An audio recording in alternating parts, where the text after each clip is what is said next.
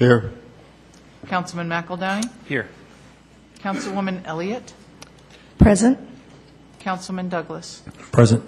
Mr. Mayor, you have a quorum. Thank you. Let the record reflect that we're all here except for Councilwoman Carson, who has been excused. I'd like to invite everybody to stand for a moment of silence, followed by the Pledge of Allegiance.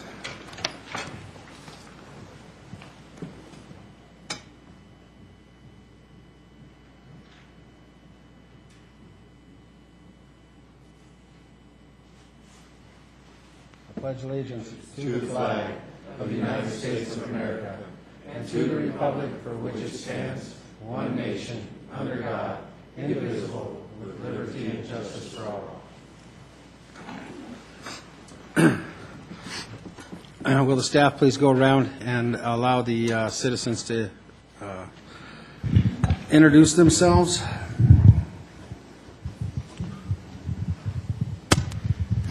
Daniel Leary, President of the Quality Community Foundation Board.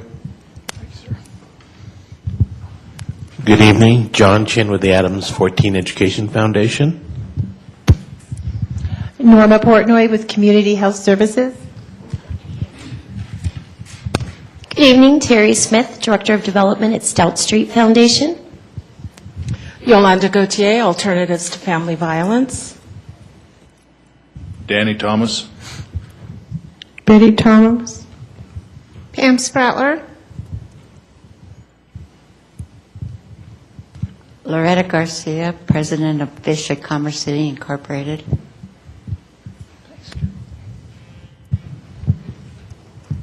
Katie Bonamasso with Mercy Housing.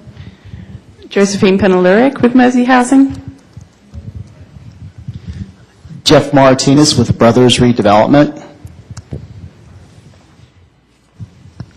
Guillermo Serna.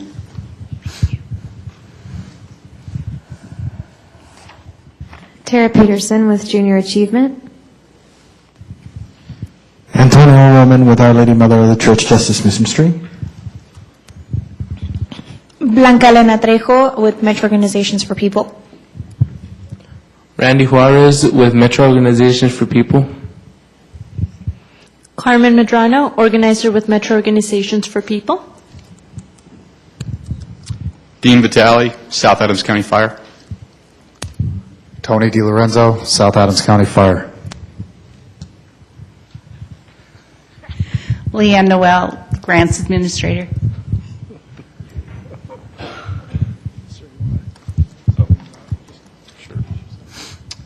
Chuck Wolfersberger, homeowner in Commerce City.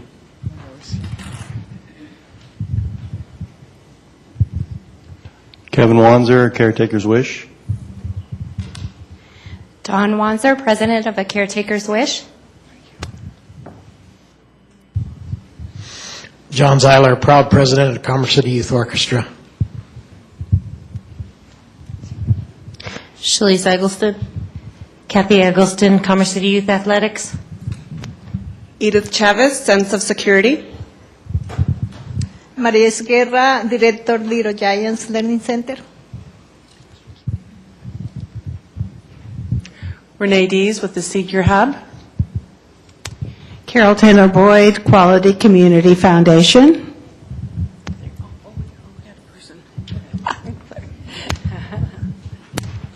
Mike McCormick, Community Reach Center. Floyd Hodge, Rabaho House.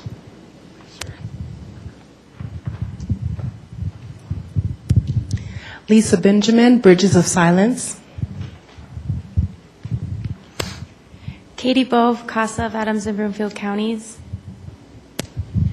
Carolyn Keith, Parks and Recreation. Ms. Ryan Cordero, Government Relations. Jim Hayes, Community Development and Economic Development. Chuck Saunier, Police Department. Thank you very much for being here this evening. First item on the agenda is a presentation. I'd ask Mr. O'Leary to come forward and identify the grant recipients this evening. Thank you. Can you hear me? Okay. Good evening, Mayor, council members. My name is Daniel Leary. I'm the president of the Commerce City Quality Community Foundation Board. On behalf of the Quality Community Foundation board members, Kyle Sickman, Shannon Morales, Brian Bernhardt, Carol Taylor Boyd, and Roger Tinkelberg, I'd like to thank the City Council for their donation to the Quality Community Foundation grant program. Tonight, we will award $120,000 to the nonprofits that provide services to Commerce City residences. I would like to congratulate those organizations who continue to serve our community, and at this time, I'd like to ask as city representatives if you would like to come up front for a photo, and I will call each group individually up. Okay. So as your group is announced, please join us for a group photo. A Caretaker's Wish, they will be receiving $5,000. Access Housing, $5,000. Adams 14 Education Foundation, $2,500 for parenting tips and tricks, and College 101 Survival Boot Camp will receive $1,500. Almost Home, $3,000. Okay. Alternatives to Family Violence, $8,000. Arapahoe House, $3,000.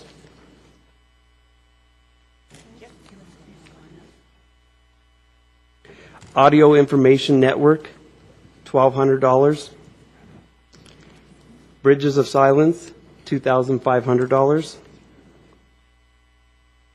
Brothers Redevelopment, $2,500. Casa of Adams and Brookville Counties, $4,000. Catholic Charities, $2,000. Commerce City Community Enterprise, $2,000 for Family Leadership Training Institute, and additional funds for Derby Days, Derby Winter Festival, and Neighborhood Celebration Dinner. Commerce City Community Health Services, $7,500. Commerce City Cultural Council, Commerce City Historical Society, $600. Commerce City Youth Athletics, $2,000. Commerce City Youth Orchestra, $2,000. Community Reach Center, $4,000. Environmental Learning for Kids, $2,500. Fish of Commerce City, $5,000. Junior Achievement, $2,500. Little Giants Learning Center, $5,000. Mercy Housing, $3,000.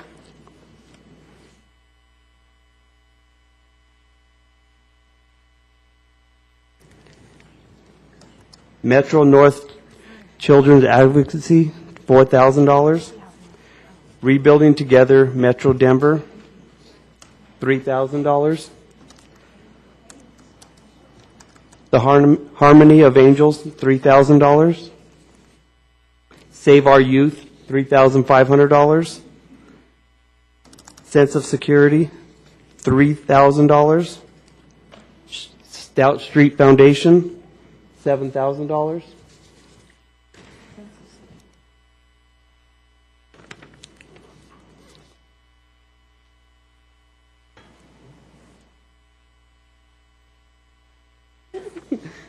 Denver Hospice, $6,000. And last but not least, the Senior Hub. They will receive Meals on Wheels, $5,000, and in-home service support services, $2,000. Is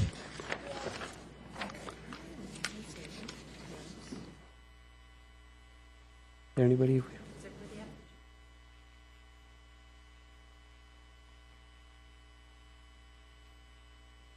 Sorry, guys.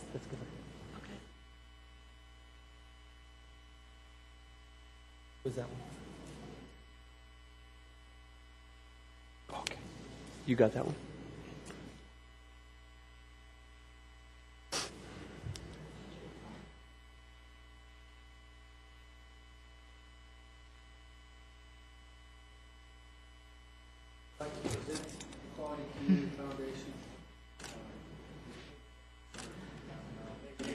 We're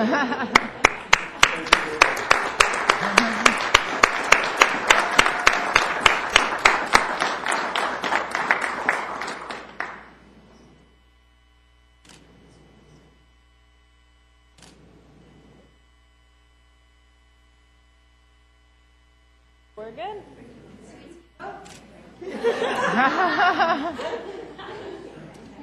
Thank you. Thank you very much. Sure. Thank you. Sure. Thank you. Thank you.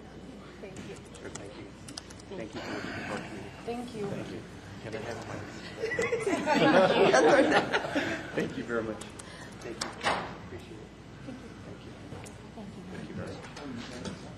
Thank you. Thank you very much. Hey, thank you for your service.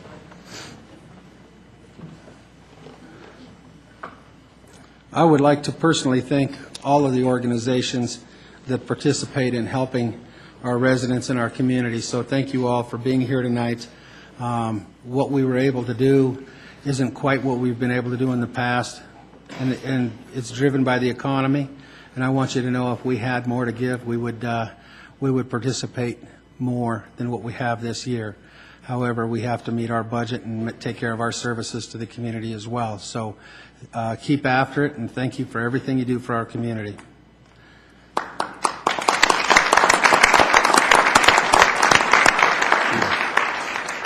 Mr. Moreno? I too just want to extend a quick thank you to all the nonprofit groups present tonight that do so much to help the citizens in Commerce City. One way or another, I think every citizen in Commerce City has been touched by the work that you do. I know myself, I'm one of them. I had received the Adams 14 Education Foundation Scholarship when I was in high school. And so I just want to thank all the nonprofits in Commerce City for the work that you do. You really do have an impact on a lot of lives in Commerce City.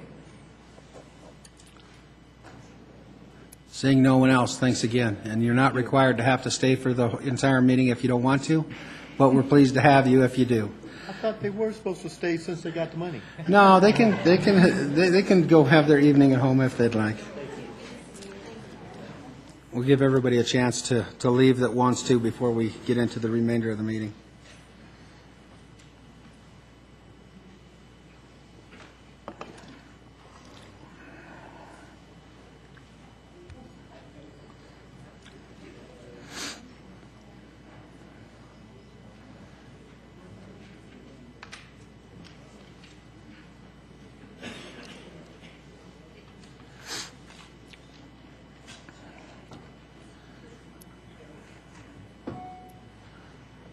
Okay, we'll go ahead and get into the remainder of the meeting.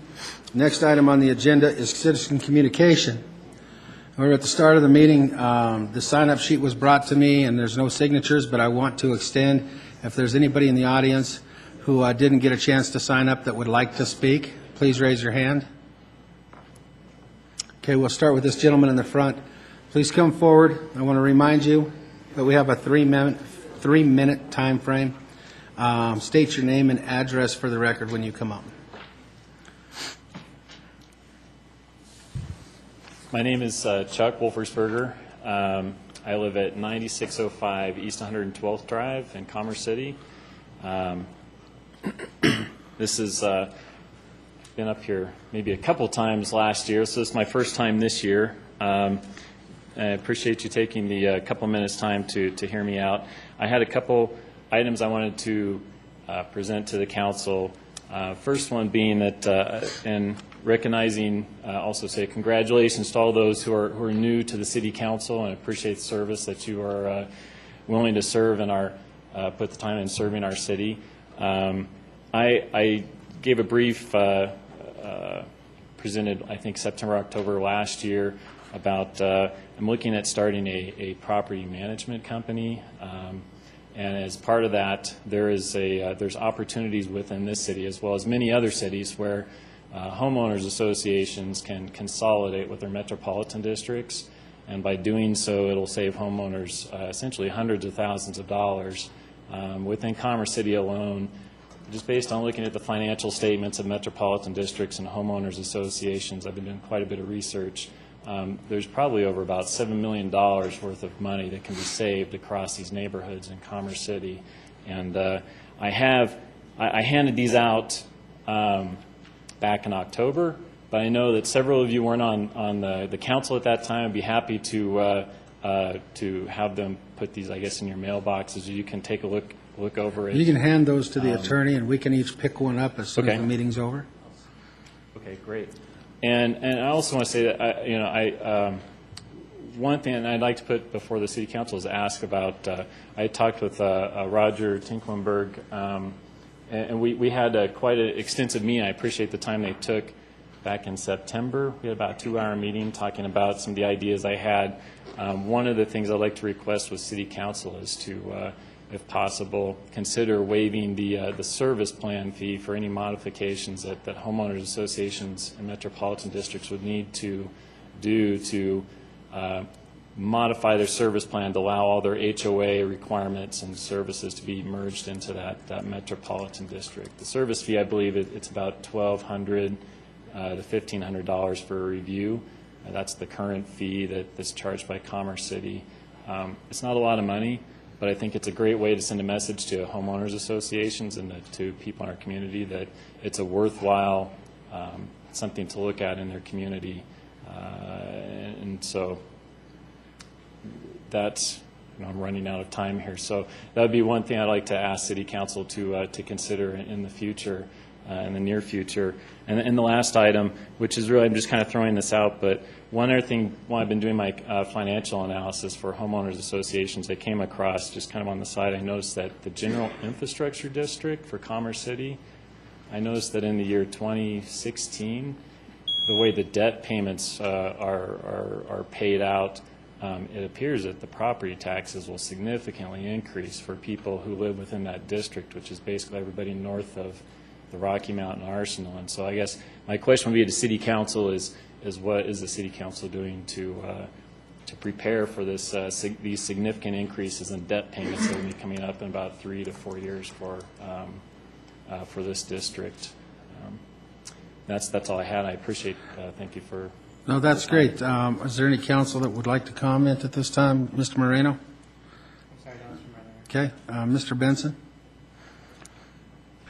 Yeah, this is directed at anybody that can answer this question, but I know in Reunion, we have a Reunion Metro District that covers all of Reunion. Of course, we did have a Reunion Homeowners Association, but it has merged with the Metro District. I'm wondering what, we've got Buffalo Run, we've got Outlook, we've got Buffalo Mesa, and I know that in the Buffalo Run area, at least on the east side of Chambers, there is a Metro District. I can't remember. Tom, do you know what the name of that is? What?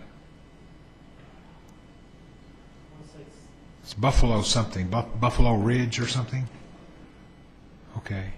Well, what about Outlook? Is there a Metro District or a separate homeowners association for that? I believe it's Buffalo Ridge, you're correct, and I believe Outlook does have both a Metro District and an HOA separate from Buffalo Ridge and Buffalo Run. What about Buffalo Mesa? I believe it does as well. Most of the development up there, with the exception, I think, River Run, at least filings 1, 2, and 3, all have Metro Districts and HOAs.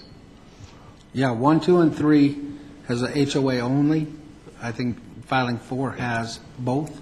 That's correct. And then you got Bell Creek, Stillwater, and the Dunes. And I don't know how many of them are HOA only and how many have Metro Districts. I think Bell Creek has a Metro District as well. It's got a Metro District and an HOA as well.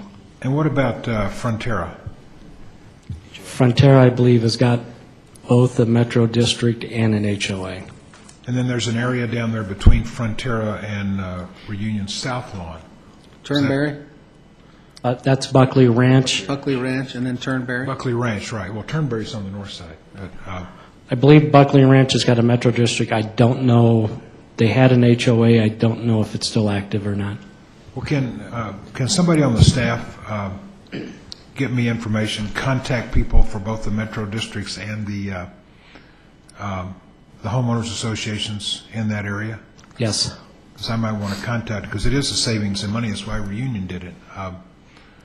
there's no use in spending that kind of money and duplicating effort, which is basically is what it was. You mentioned something about, did you mention the Northern Infrastructure GID? Yes, that's correct. And, I'm not familiar with how that tax is going to go up. Can you go over that again? I mean, right now we're paying 27 mills a year Yeah, for 104th Avenue, essentially. What is that going to go up to in 2015? I pulled out the just a copy of the 2010 Commerce City annual financial report, and it's on page 49 in the footnotes to the financial statements, and it has the debt payment schedule for the infrastructure district. And right now, it's that the debt payments are about 1.7, 1.8 million per year. But beginning in 2016, the debt payments go up to about $2.7 million per year from that point through the year 2028. Well, Mr. McBroom or Mr. Gaylor, is that going to? Are we going up to like 40 mills at that time?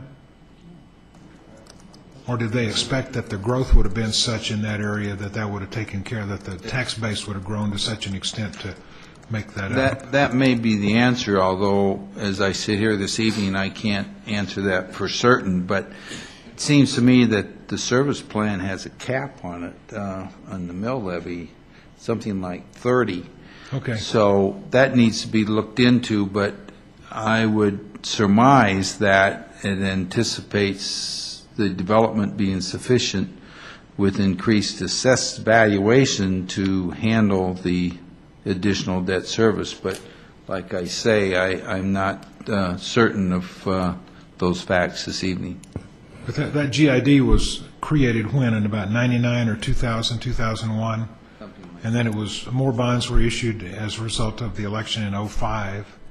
And at that point in time, we all expected the growth to continue the way it was, and it clearly would have taken care of that total amount of debt service. But with what's happened since 2006, but you're saying that there's a cap. Can we get some kind of a report? I'd like to see that.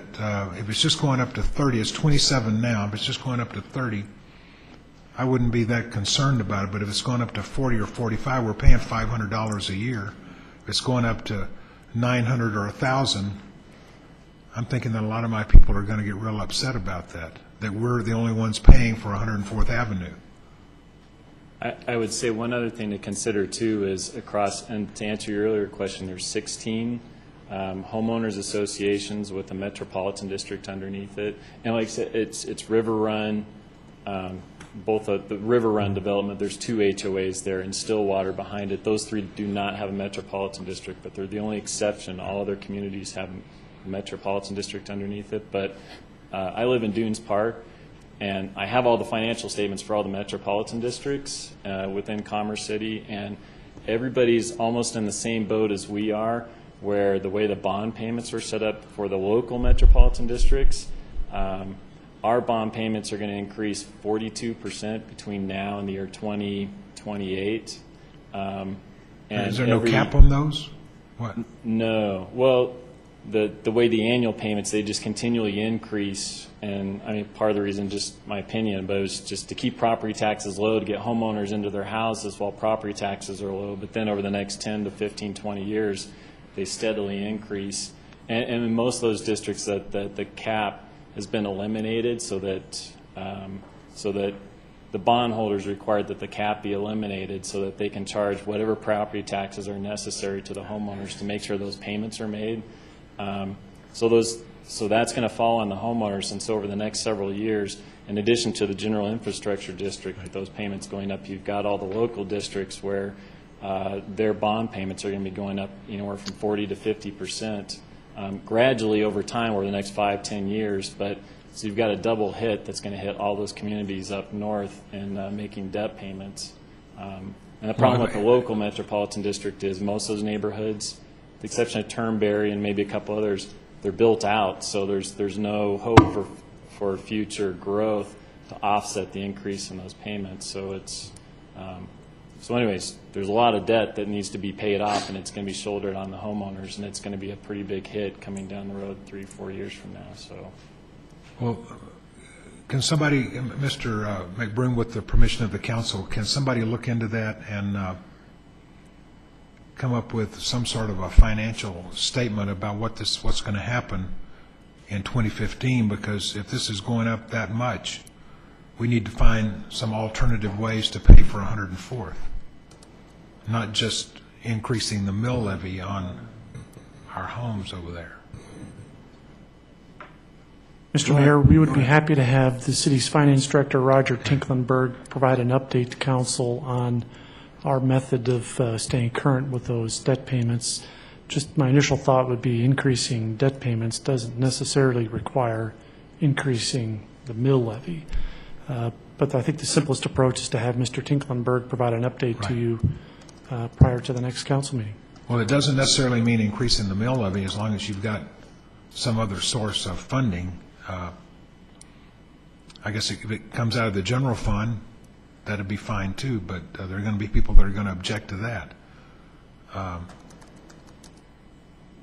Well, anyway, I'd just like to get those figures so I can take a look at them and make sure that my people know about them and what's maybe about to happen to them. Maybe I need to read, of course, if you've ever read the bond documentation, it's probably about this thick. I'm not about to read 1,500 pages of documentation, so maybe somebody can capsulize those particular provisions and let me know about what is about to happen and what the alternatives are going to be to raising the mill levy. Okay. Is that okay with the council? I mean, good, Jim. All right, good, okay. Well, thank you. And I do need to get contacts for the metro districts and the homeowners associations, at least in, let's say, east of Highway 2 and north of 96th. Those are the ones I'd like to get. I have most of that information. I can share it with you or with you as well. Is that part of the information that you just gave to Mr. Gaylor? No, it's not. It's, okay. Can you give him a copy of that, and then I can? Yeah, I can provide. Or you can send me an email that has that in there. Okay. Is that it, Jim? I've got one other question. What? This seems like such a good idea. Why haven't people done this before? I mean, Reunion did it about 3 years ago. Why hasn't anybody else done it? I'll say that's probably one of the reasons why I'm going into business now is just that the profit margins are extremely large on providing those services, especially in the metropolitan districts. If you notice that there's usually only 1 or 2 companies that service. In fact, there's probably 3 or 4 that service about 1,300 metropolitan districts across Colorado. So what, you've got essentially a monopoly on the service of metropolitan districts. And what would your services be? It would be property management, and I would start with the homeowners associations. But during that period of time, we'd work with homeowners to basically have the homeowners association boards merge with the metropolitan district boards, and so you'd have an active group of homeowners. You dissolve the homeowners association. You wouldn't dissolve the covenants. Covenant enforcement would still continue, which people love it or hate it, but it's then you dissolve the HOA and you consolidate into the metropolitan district, and the people that were active on the HOA board will become active on the metropolitan district board. Almost all the metropolitan district boards right now, it's the developers that sit on them, and it's mostly because no homeowners are interested in sitting on a board where the sole purpose is just to pay off debt.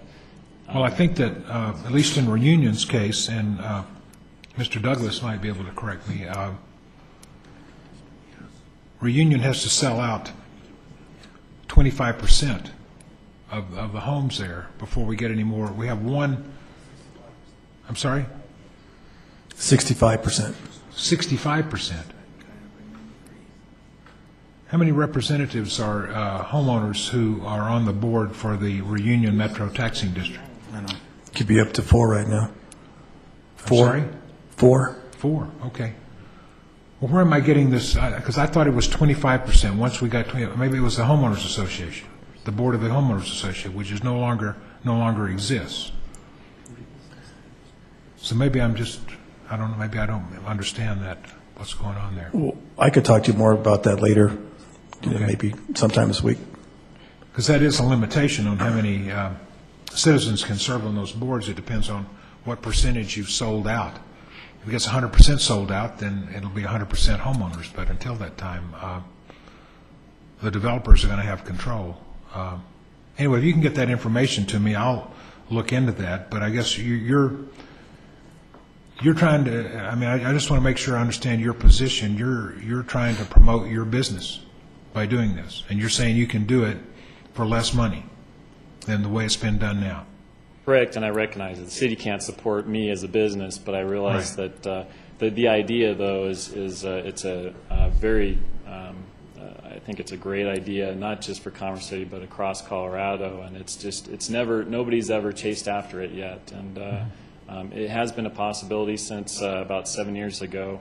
The state of Colorado passed a law allowing metropolitan districts to provide covenant enforcement services. And that was the primary reason why that law was passed in Colorado statute, was so that you didn't need a homeowners association, because right now homeowners pay for two of everything. They pay 2 management companies, they pay for 2 boards, 2 attorneys, 2 insurance policies. Right. And that was the one hang-up where you couldn't consolidate. But when they passed that law, the reason it hasn't happened, it's just my opinion, but because you have a few companies that have a monopoly hold on and work with the developers on managing the metropolitan districts, they're not going to promote that idea, because to them it's not a profitable business to chase after. They in fact will lose money, and it's the same for the homeowners association, the management companies that manage HOAs. It's a loss for them, because about a third of their work that all management companies provide is collection work. But when you merge your HOA into your metropolitan district, you eliminate all collection problems, because your county treasurer becomes your collector. And your county treasurer collects 100% of all dollars that need to come in to support the management, the landscaping and so forth of that neighborhood. And so for HOA companies as well, they don't want to promote this, because a third of their business is collection work. And in my business model, I'm getting out of the collection business and giving it all to the county, because they can do it, and they do it for a fee of 1.6% in Adams County. And the average write-off rate in most HOAs, especially in Commerce City right now, is 13%. 13 cents of every dollar that's collected in HOAs across Commerce City is written off. So your HOA dues and maybe any penalties or fines assessed would become something that would show up on your tax bill? Is that right? No, it would just be your property tax. You'd no longer pay HOA dues, but your property taxes would, conversely, they would go up, but those property taxes would then be used to fund covenant enforcement services, landscaping, et cetera, but you no longer have that cost of bad debt write-off, paying attorneys for collections, and so forth. And the other great benefit, being a CPA myself, the other thing I love is that HOA dues are not tax deductible to homeowners, whereas if you take that cost that you're paying your HOA and you fund it through your property taxes, you get a tax break on your, so you get a bigger refund check at the end of the year through your income tax. And if it's a property tax, which is it's deductible superior to to any other lien on the property, any other lien, absolute first place. Yeah. Good. So okay. it's a great way. You cut costs, and then you also reduce the cost to the homeowner as well. So it's just, anyways, it's a win-win, I think, for everybody. But it's just. Hey, Jim, I think I have an idea how to handle this. So because we're not in a study session, we're a citizen communication, we need to kind of move along. Okay, sure. I would direct the staff to put together a comprehensive report on the information this gentleman has brought forward. We need to know some background information from our finance director as well on the GID debt and what happens as that grows. I know we were anticipating more growth that would take on that extra debt payment. However, we need to have his information on how he's handling that, as well as what we can do if we need to do something concerning the HOAs and metro districts. But I would like a comprehensive report from staff to come to all council and to this gentleman that's here tonight, so that we can move the meeting along. Is that okay with you, Jim? Absolutely. That's all I was requesting, and I know tonight's probably not the night to get into all. Yeah, of we that. can sit here and talk all night about this, and I want to make sure that they have his information, and we can have a comprehensive report. That way, we can all get the same information and maybe do it as a study session item sometime in the near future. Okay, Mr. McEldowney, did you have something? I was actually going to make the same suggestion to move the discussion around Metro District composition into a study session. I would only add that on the GID investigation, that we add that to the retreat agenda, or at least the financial preparation for the retreat agenda. I know we just had the long-range financial plan update from Mr. Tinklenberg, but I think we've got another component for the upcoming retreat, and that would be helpful to include that forecast in there as well. I would agree with Mr. McEldowney if you would, I think that some of that needs to be taken care of at the retreat. Any other council members have any comments for Mr. Wolfensberger? Seeing none, thank you for coming in this evening. Really, thank you. We'll make sure our staff's in touch with you. Okay, really appreciate your time, and I got a long Absolutely. agenda tonight, so sorry to take up so much of your time. No but problem. Appreciate your time. Thank Yep, you. Thank you. Now, let's go back to the audience. Raise your hands. Who wanted to speak? Why don't you guys in the back come on forward? Are you together? All right, come on up.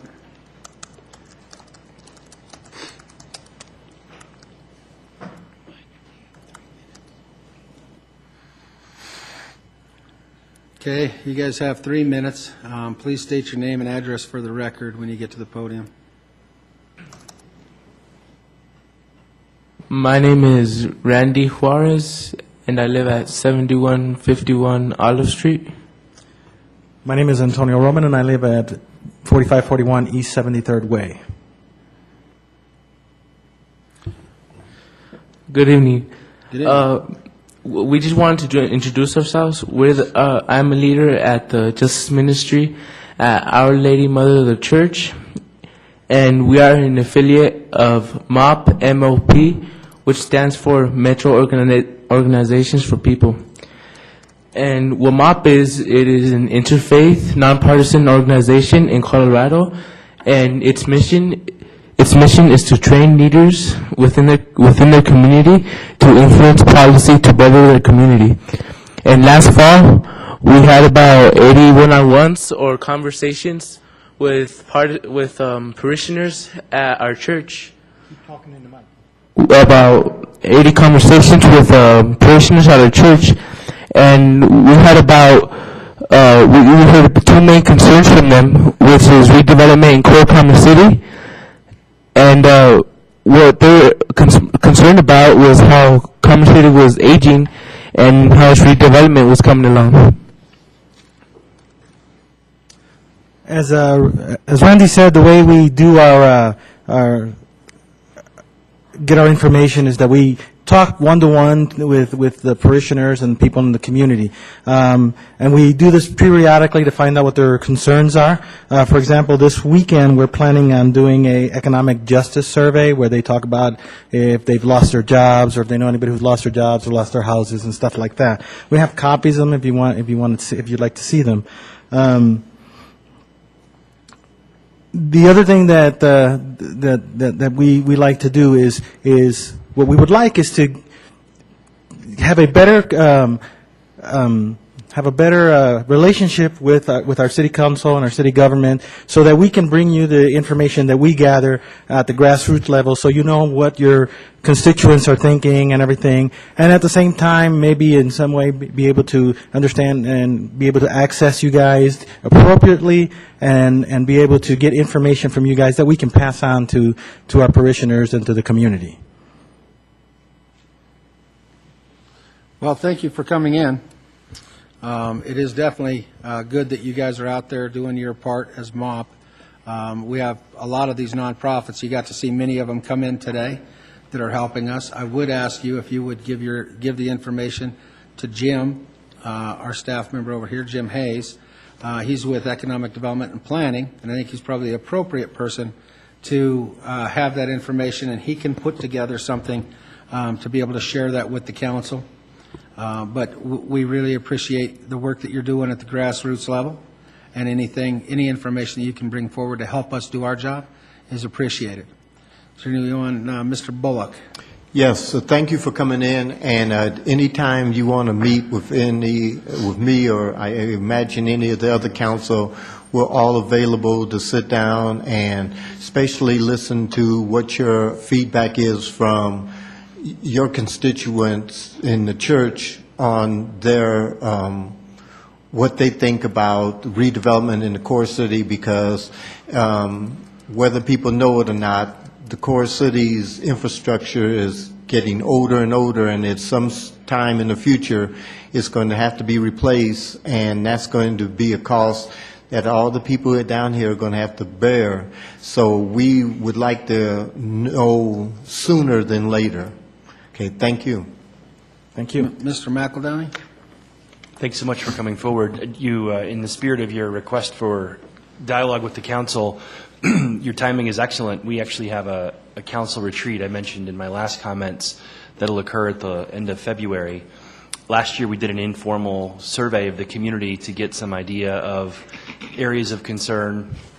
The city did a more formal survey, which it does periodically mid-year last year, but we would love to get a hold of your information and ensure that the council has that to consider as we go into our retreat.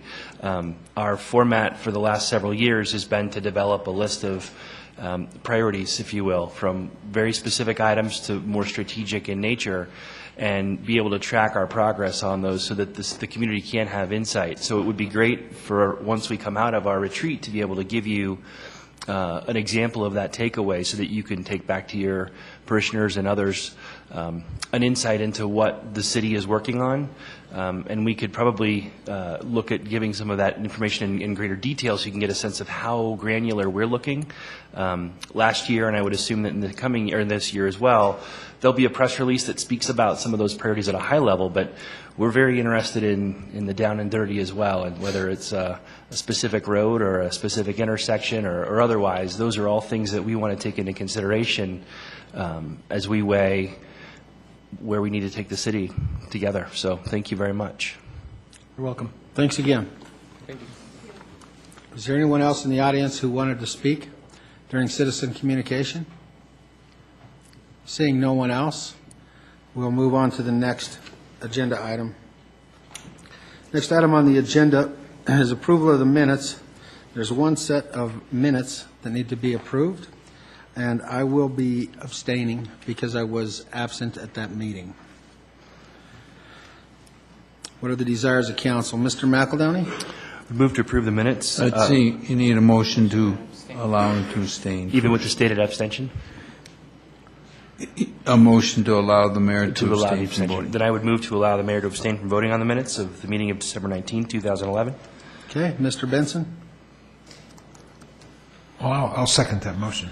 A motion and a second to allow myself to abstain from voting on the minutes. All those in favor signify by saying aye. Aye. Opposed, say nay. Motion's carried. Mr. Moreno? Move to approve the meeting minutes of December 19th, 2011. Thank you. Mr. McEldowney? Second. A motion and a second to approve the minutes of December 19th. All those in favor signify by saying aye. Aye. Opposed, say nay. Motion is carried. Next item on the agenda is the consent agenda. Two items on the consent agenda. You may request that you can take those off and be removed if you want further discussion. Otherwise, I will ask the council what their desires are. Mr. McEldowney? I would move to approve the consent agenda. Okay. Mr. Moreno? Second the motion. I have a motion and a second to consider to approve the consent agenda. Mr. Douglas, did you have something further to add? No? Okay. I'll ask for a roll call vote on the consent agenda. I have a motion. Title, Mr. Mayor? Title. Title of Ordinance Z 896-12, an ordinance approving the vested rights development agreement establishing vested property rights in the DIA Tech Center located at the northwest corner of East 81st Avenue and Tower Road, City of Commerce City, Colorado. Title of Resolution 2012-01, resolution authorizing the City of Commerce City to enter into a contract with the Colorado Department of Transportation to provide funding for design and construction oversight of a road widening project on State Highway 44 from U.S. Highway 85 to Lima Street. Thank you. I'll now ask for a roll call vote.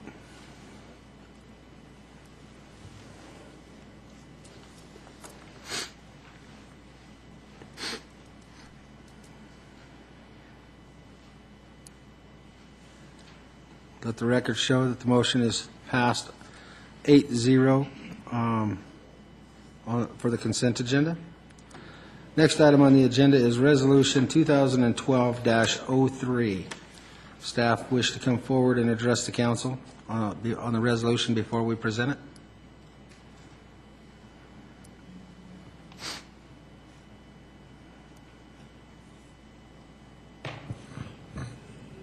Mr. Hayes talked in general terms about the memorandum of understanding the night that the RTD folks were here visiting us. He is ready to present more detail about the memorandum of understanding if council would like him to. Okay. Let me see what the council wishes to do. Mr. Moreno?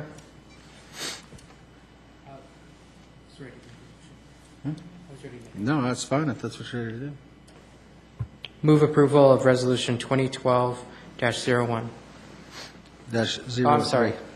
2012-03. Mr. Bullock? Second that motion.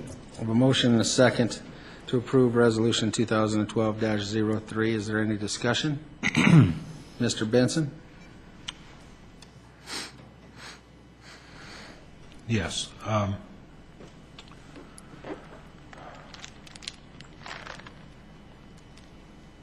I would still like to know if there would be any legal basis for us to say, look, until we get something up here, because the way this thing works, 2.5%, we could be stuck paying that for the next 30 or 40 years without getting any track laid in Adams County or Commerce City.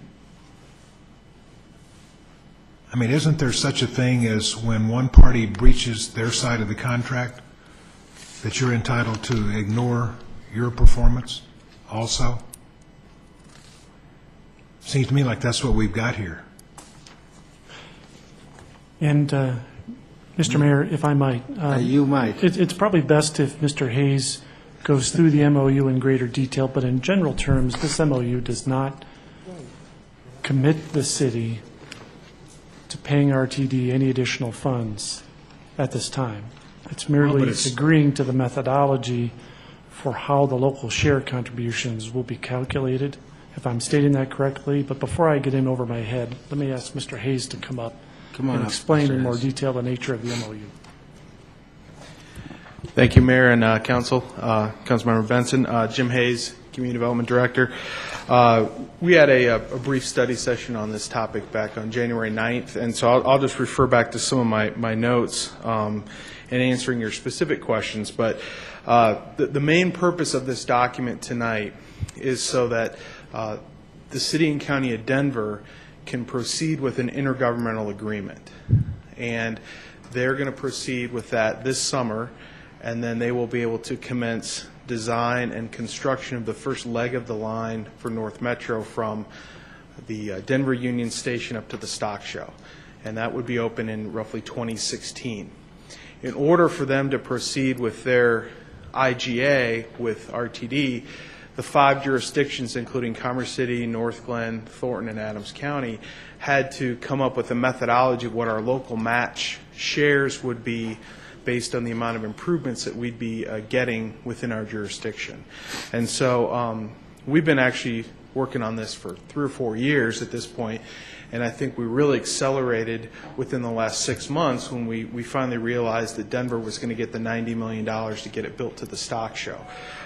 So one of the key components in the very first general provision under 1C, it says this MOU does not commit any present or future funding or specific commitments by any party.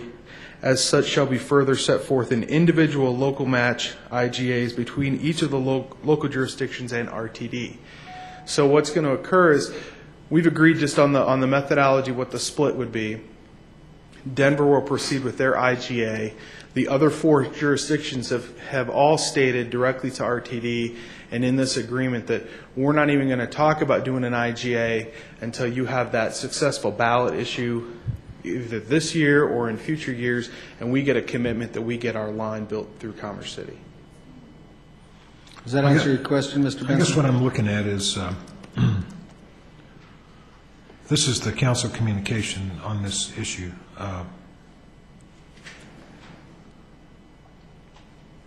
Expenditure required $4.7 million, potential $4.3 million in offsetting revenue of $2.8 million in sales and use tax and $1.5 million from DRCOG. Source of the funds, the CIPP currently has $4 million listed for RTD local match in 2014. Now, that's our money, isn't it?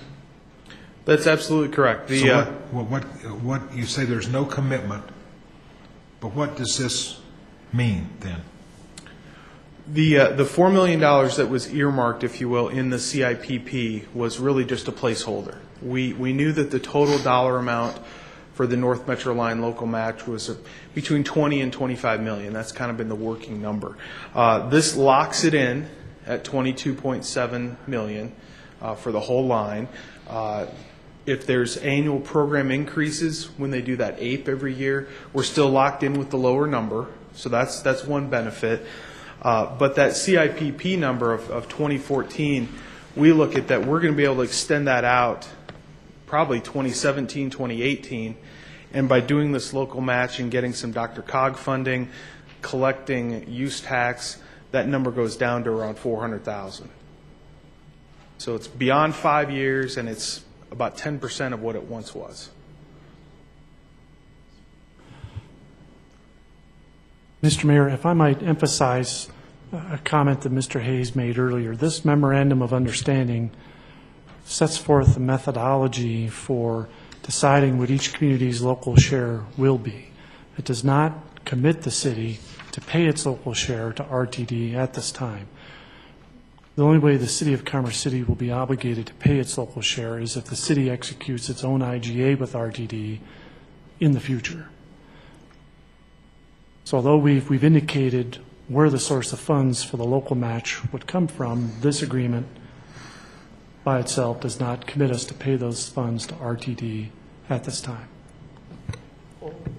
Mr. Gaylor?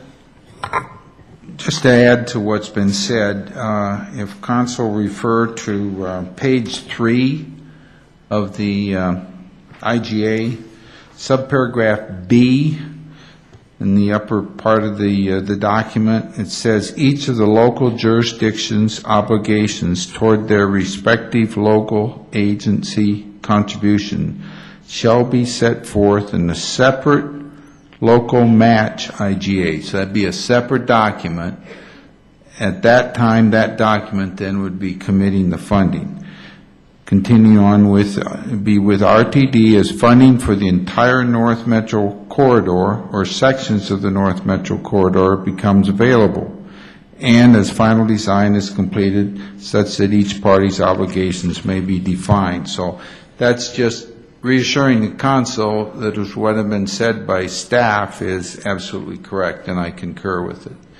So this is a placeholder IGA, but it doesn't commit to the funding. It only commits to this amount of money when that North Metro Corridor project is to be completed. When the funding is available for that completion, then our contribution becomes required with a separate IGA. Thank you. Does that answer your questions, Mr. Benson? Mr. Benson? I'm just thinking, I don't know that it totally answers it, but Bob, if you're okay with this, you don't think it's going to commit us to anything that we're already not committed to, which is quite substantial. It doesn't commit us to do anything else in the future. Okay. All right. Matter of fact, Mr. Benson, I think, after our study session where we all had a chance to speak, it's evident that we're not supportive of an increase in tax. We all feel that RTD needs to produce. So I would also agree with you when it comes to this, that we're not committing ourselves to something further. And I don't believe that's the case. I agree with staff. And Bob, I'd like to have a discussion with you about that legal issue, about breach of a contract allowing the other party to not perform. I don't know that, the fact that we've got bonds that were issued based on the agreements of all the jurisdictions, that creates kind of a mess. I'd be glad to have that discussion. Remember, impossibility of performance is always an issue in performance of a contract, but we'll talk about it. Impossibility. Thank you. Mr. Moreno. At first glance, I actually originally had the same concerns as Councilman Benson, but considering that the Memorandum of Understanding doesn't obligate funds from the city, that made me okay with it. The other piece of it that I did have an issue with was on page 4, subsection D, the parties agree that the project funding request to DRCOG shall give priority to the city and county of Denver. And originally I thought, well, this is just Denver getting more and Adams County not getting our own. But it makes sense for the North Metro line considering that the project has to start at the stock show in order to come north anyway, right? So I'm okay with that part too, I guess. Mr. Mayor, can I clarify that too? Go right ahead. Very good point. We've been meeting with all the local jurisdictions. In fact, we had a meeting I think 2 weeks ago, and we're having another meeting on Thursday to talk about this. What's affectionately been called the second 60 million, and 7.4 million is allocated for the North Metro line. And what we've done is we've sat down with DRCOG and outlined a way that they can essentially cash flow this from 2012 through 2017, kind of working south to north. So keeping in mind that Thornton's got some immediate projects, but really it's Denver, and then it's Commerce City and Thornton are next in terms of getting the funding. But by the same token, our local match is due at that point, and so we want to make sure we're spreading that out far enough in the future. Okay.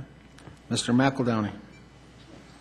Thank you. And just to refer back to the study session where I know we talked about this in earnest, one of the things that I seem to recall, and I don't have the presentation handy from that night, is that part of the local match calculation was essentially in-kind services. Was that not correct? In other words, there was a cash value put on for all of the staff input, planning consideration, et cetera, and so that helped to fill our share of that contribution, which I think is what gets us down to that 400 and change that you referenced earlier, correct? That's exactly right. And in fact, the 1.5 million that we're getting from DRCOG, that's federal money, has a requirement for a 20% local match anyway. Mm-hmm. And so the money that we'd be spending for that TIP project is money we would have to spend anyway. That's so right. It's about a wash when you count it. Yeah, I think it's just important to go back to that. And maybe we can have, if you guys can, I think there was one slide in particular that spelled that out in the study session. If we could maybe recirculate that just to help refresh our memories, that would be great. Thank you, sir. Seeing no one else, thanks, Jim. Thanks. I do have a motion and a second. We're in discussion. I would ask, is there anyone in the audience who would like to have an opportunity to speak on this matter? Please come forward and state your name and address for the record. Guillermo Serna, 14122 East 102nd Place, Commerce City, Colorado. Be careful with RTD. Anytime that you make an agreement with it, they break it. Denver gets what they want. North Glen, Thornton, Broomfield, and all the parties north get what they want, but Commerce City doesn't. They get their locations. Look at what we got. Our people have to drive to the location in order to pick it up. The majority of the people down here where it's at, in Old Town, are blue-collar workers. They're not going to be able to get on a car, park, and then get on a train to go south to where their jobs are. You have an opportunity to negotiate with RTD, Thornton, North Glen, and Denver so that Commerce City can get an RTD that comes through where we need it. And my perspective is, I'll say it again, Quebec down to 72nd and then up. Don't trust RTD. You're giving Denver what they want. They're going to stay where the stock show is going to be. And that's going to be an economic value away from Commerce City because they're going to build shopping centers. And they're going to build homes there. That takes away from us. The same thing that happened here with Cronky is the same thing that's going to happen right there at the stock show. That's money away from Commerce City, and we don't get anything. What do we get? One stop. Everybody else down the line gets 2 or 3. And we still can't even get to our county seat. Be very careful what you do.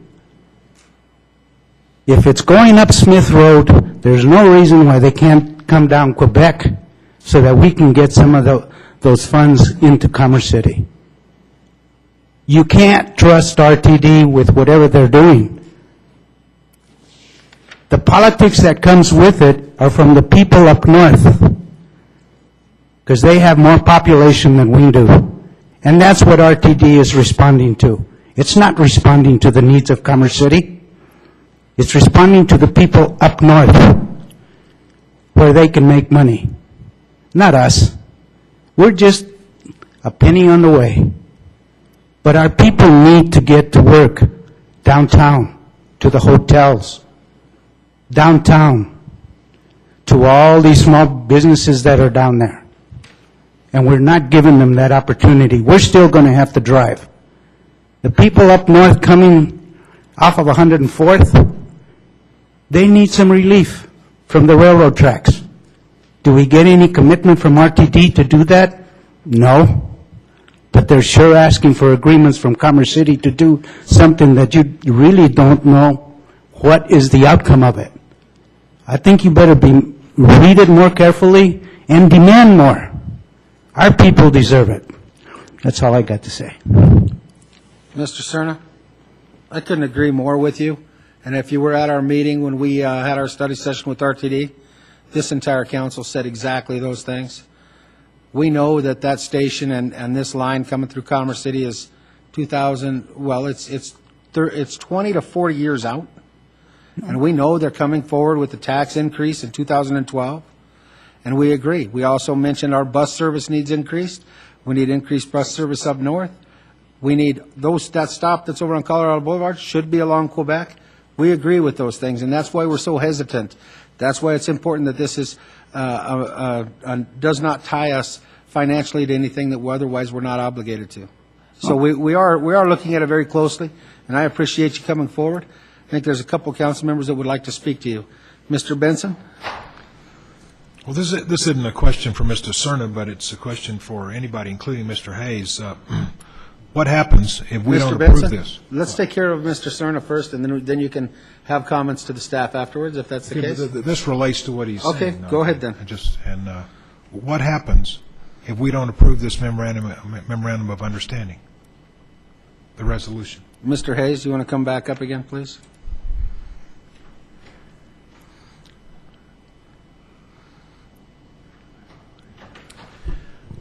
I think one of the challenges, if the MOU is not approved, then we don't have a number that the other 4 jurisdictions can proceed to enter into their IGAs. Now, Thornton, North Glen, Adams County, that probably doesn't matter quite as much, but to Denver it would matter a lot because they do need to enter into an IGA before RTD is going to commit funding to construct the line up to the stock show. Okay, so to Denver, it would matter a lot. What are we going to get specifically for Commerce City in exchange for our approval of this resolution and the MOU? Directly, nothing. Indirectly, the line has to be built to the stock show before it can get to 72nd and Colorado.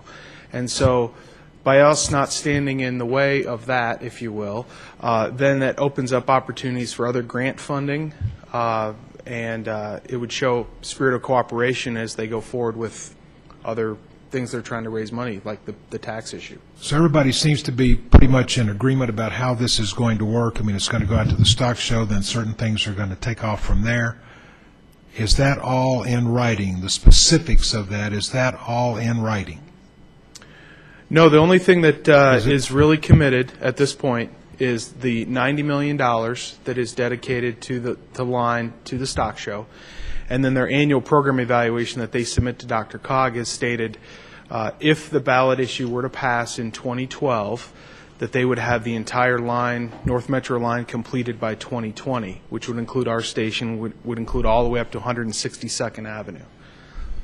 If the ballot issue fails, then they go to the backup plan, which is the 2042 scenario when everything is completed. But there's no interim solution that they've identified. I'm just saying, if we've got an opportunity here to get something a little more solid in writing, to get them to actually commit to being accountable for what they're going to do with our money, I don't think we ought to throw this opportunity away. And it sounds like that's what we're doing by saying, okay, we're going to do what you want. We're not getting anything specific in exchange for this. Isn't that politics? You don't do anything unless you get something in return. Jim, we aren't playing politics I mean, right now. well, but that's what it is. They're playing politics with us. We've gone along with everything that they've wanted for a long time now, 8 years. We're still paying the tax. Everybody in this jurisdiction is paying that 0.4%, I guess, and we will be through the year 2040. But we have an opportunity here, I think, to negotiate something that's going to benefit Commerce City more than this is going to benefit us. Under what I've heard, I haven't heard anything about any specific obligation on their part to do something for this city. And that's how they got away with misapplying the money, the $4.7 billion that they got back in 2004. Nobody held them to anything. There was nothing in writing saying you've got to spend this money here. I can't support this at all. I'm totally against it. Let me read one piece of this real quick, Mr. Benson.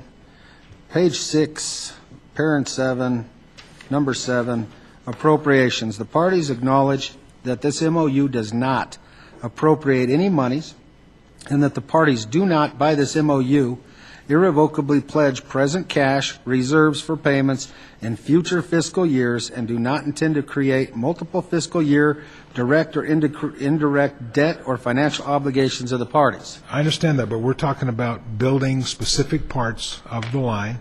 It's going to the stock show, and we're not going any further than that. I don't know where the line's going to go after that. I'm just saying let's get something specific in writing so that we've got something to enforce besides what we've got right now, which is nothing. I don't disagree with you, Mr. Benson. Okay. However, we're not dealing with the same items at the same time. This issue is dealing with the North Line to come to the stock show, which is a IGA to get Denver to be able to get the 90 million or whatever, 80 million.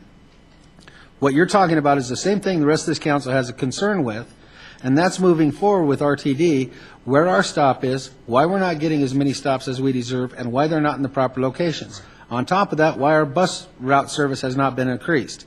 So we have issues with RTD, the same as you do, but they do not pertain to this particular MOU. And that's my opinion. I think that any agreement that we enter into, whether it's an MOU or an IGA or whatever with RTD, has something to do with that. And if we keep just going along with everything that they want us to do, this is not something necessarily that RTD wants us to do. This is something that Denver wants us to do as part of the 5 in the jurisdiction to get the line started up through to where it needs to be. But again, what are we getting from Denver? I know that there are some things that we need from Denver. Oh, I agree. Why don't we get some agreement? I agree there are some things we need from Denver. Right. Shouldn't we get an agreement with Denver that we'll go along with this, but you need to go along with us on these other matters? Well, let some of the other council members know. We've got a place here to negotiate that. This is a bargaining chip. Why don't we use it? We aren't negotiating now, Jim. Hang on a second, Mr. Bullock. Mr. Benson, I don't disagree with you. However, I think that we're already working with Denver on some of those things that we need to be getting, and I have some reports to give you on a few of those items. I want to let some of these other council members have their say so they don't try to take the floor away from you, okay? Mr. Bullock.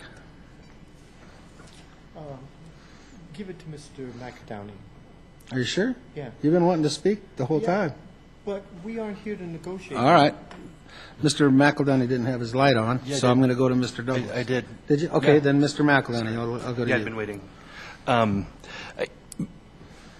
Mr. Serna, I know I've seen at any number of North Metro line meetings, so Mr. Serna has a solid insight into the process that's taken us to this point with the North Metro line. Mr. Benson as well, especially with our participation in the DRCOG process, are quite familiar with the Denver Union Station project, the desire to get that connection built from Denver Union Station out to the stock show as sort of piece one of the North Metro line.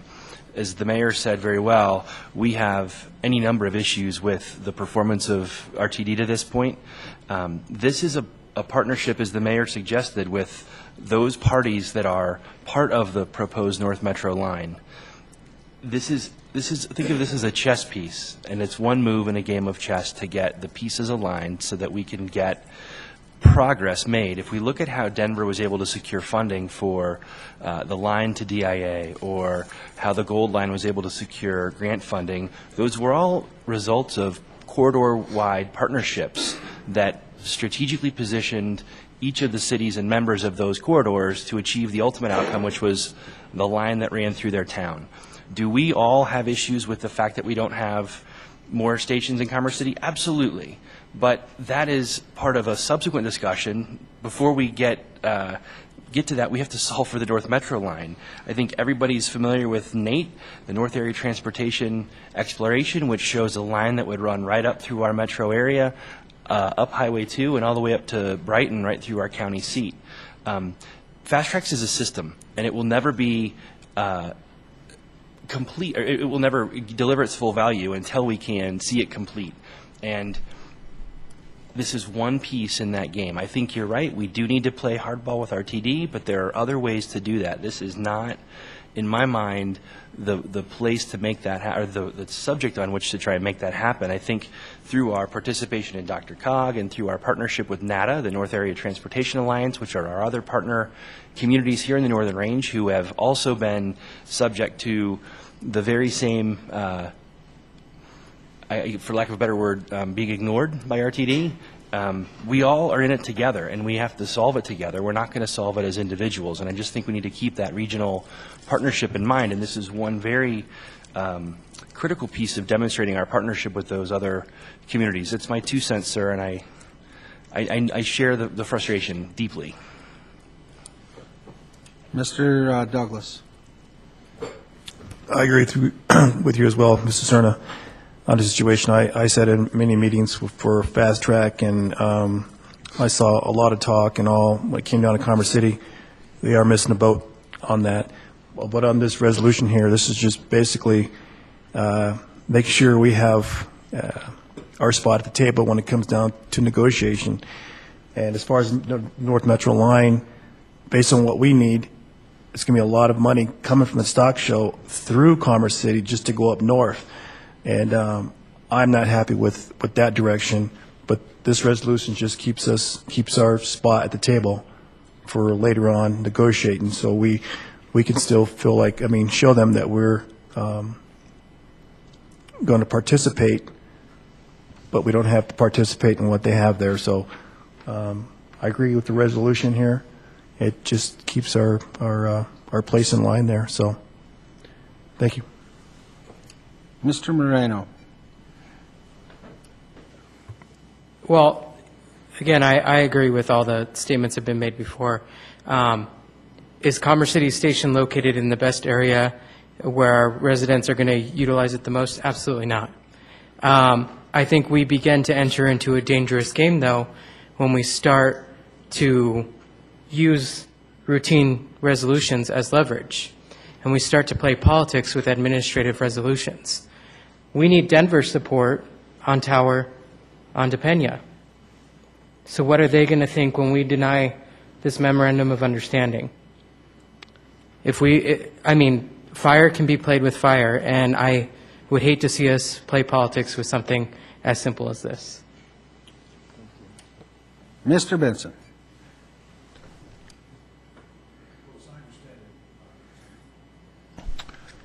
We are working with Denver on that, and in any event, I'm pretty sure that this resolution is going to pass, and I'm going to vote against it just to make a point.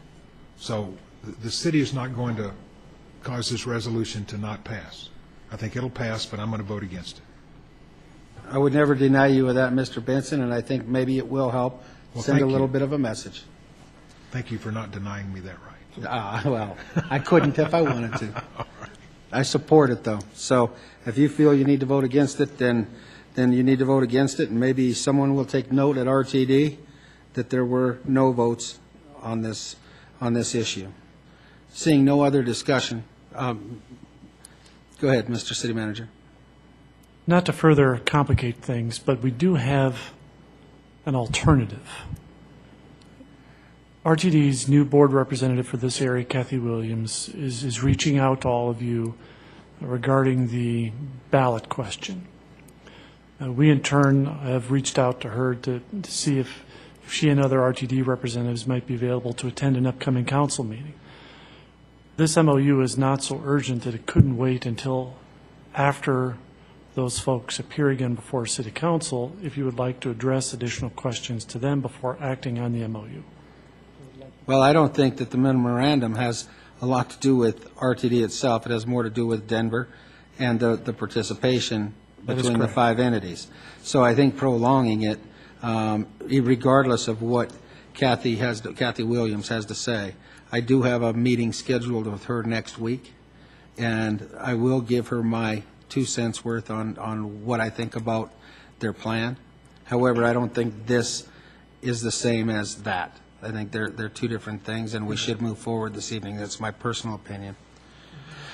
I would ask the audience, if there's anyone else in the audience who would like to discuss this issue with the council before we move forward. Seeing no one, I have a motion and a second on the floor. I will ask, what do you need here? The attorney read the title. Read the title, Mr. Attorney. Title?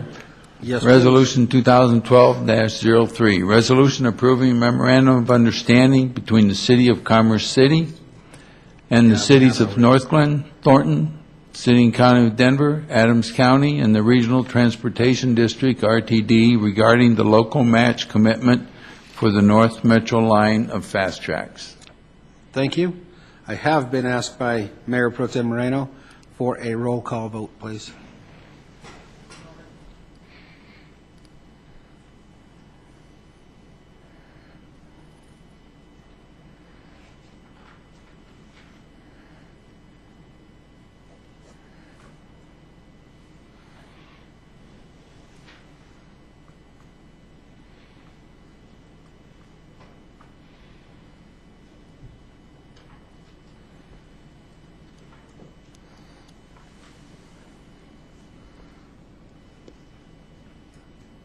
You may proceed.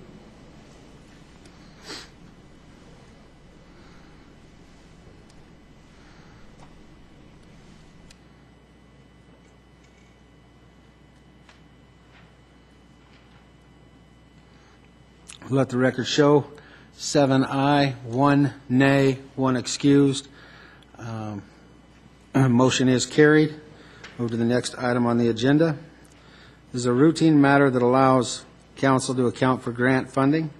Unless council has any questions, I'm open for a motion on ordinance 1882. Mr. Moreno. Move to approve ordinance 1882 on first reading. Mr. McEldowney. A motion and a second. Is there any discussion? Seeing none, I'll ask for a roll call vote. Title? Title.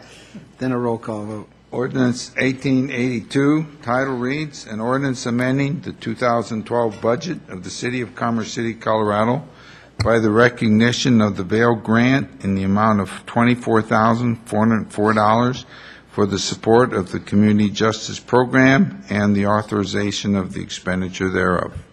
Thank you. Now I'll ask for a roll call vote.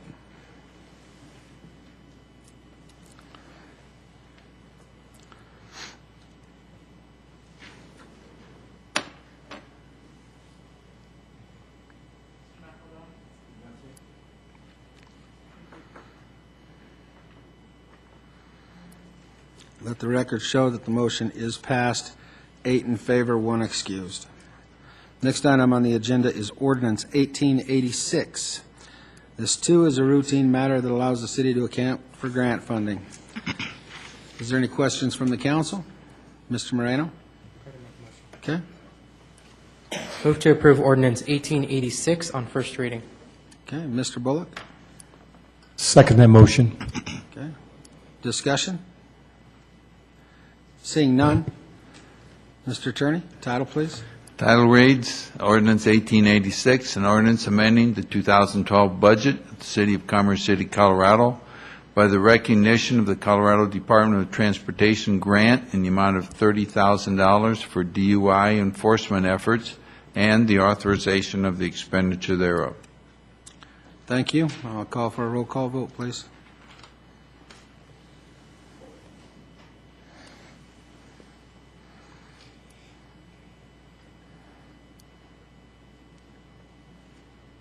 Let the record show the motion is approved. 8 in favor, 1 excused. Next item on the agenda is council business. The next 3 items listed under council business are informational and being presented to assist council in preparing for our retreat. Will the interim city manager, Brian McBroom, lead the discussion?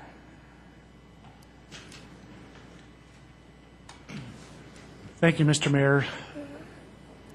Last week, I shared with you staff's plan to present 3 sets of presentations at the City Council meetings on January 30th, February 6th, and February 13th to provide what we think will be useful information in advance of City Council's retreat at the end of this month.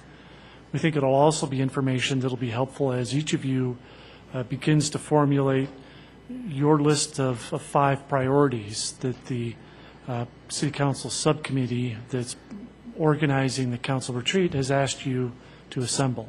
So tonight, the 3 presentations we have for you is first an update on the City Council goals that the City Council developed at the retreat last year, and related to that, city staff's action plans and things that we've accomplished throughout the course of the year to help achieve those goals.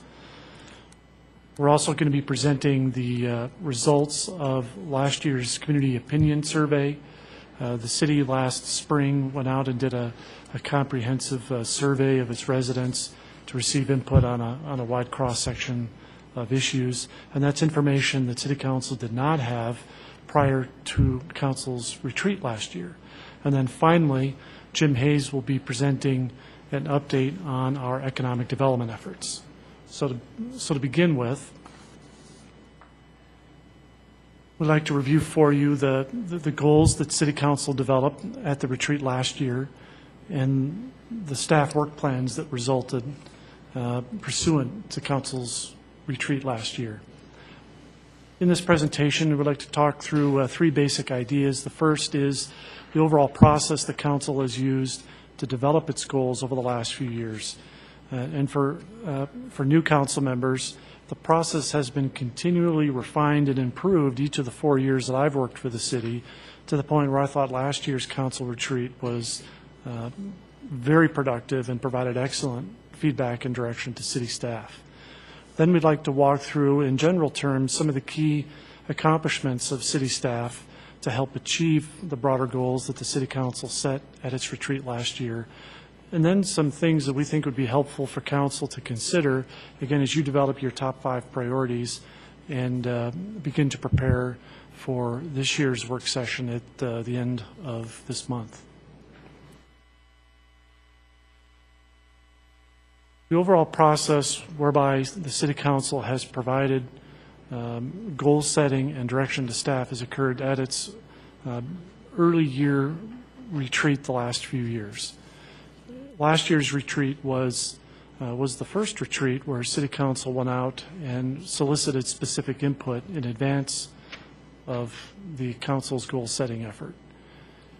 City Council also, as they have done this year, asked each of you to put together top priorities, top issues that you think the city should be focused on. The council subcommittee then took that feedback, organized it into several categories, processed it through the input that had been received by the community, and as a result developed 4 overarching vision statements, and related to that, 16 objectives that related back to those 4 overarching goals.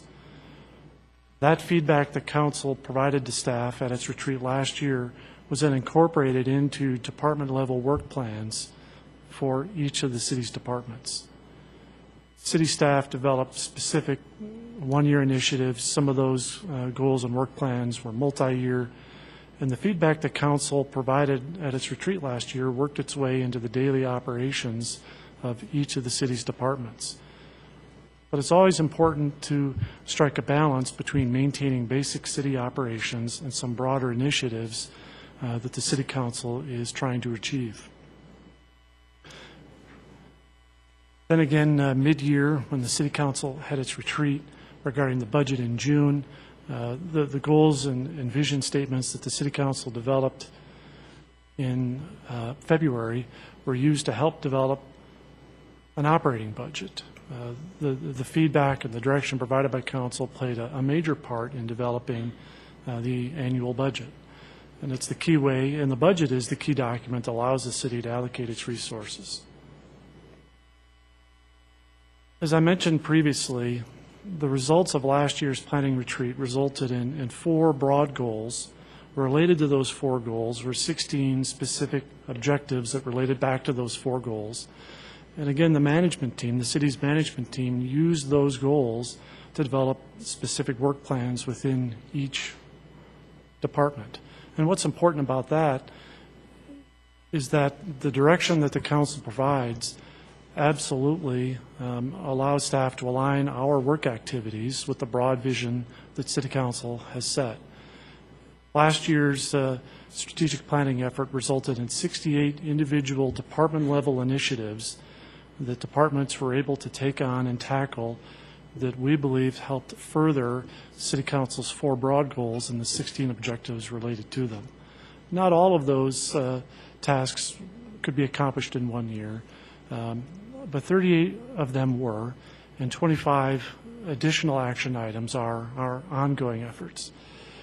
We included in the council packet the spreadsheet of all 68 staff objectives that we developed as an effort to accomplish the City Council's goals. So we provided that detail in your packet. It was not our intent tonight to go through all 68 items, but we do want to share with you what we believe are some of the highlights that you'll find on that spreadsheet. On the left side of this slide, in the round circle, is an example of one of the 4 broad City Council vision statements that was developed at last year's council retreat. Develop a balanced and vibrant city economy. The 2 boxes below the circle are 2 of the 16 specific objectives the council developed to relate back to this vision statement. On the right side of the slide, you see examples of specific actions that city staff took to help achieve the goals on the left side of the slide. In this particular case, because the goal statement relates to economic development, the objectives are more detailed, more specific objectives related to that goal statement. And then on the right side, again, were specific actions that city staff took and accomplished that we believe help achieve those goals. City Council and city staff approved an updated incentive program that led to significant capital investment and job growth. City staff held its 2nd annual Business Development Summit that attracted 100 businesses from Commerce City.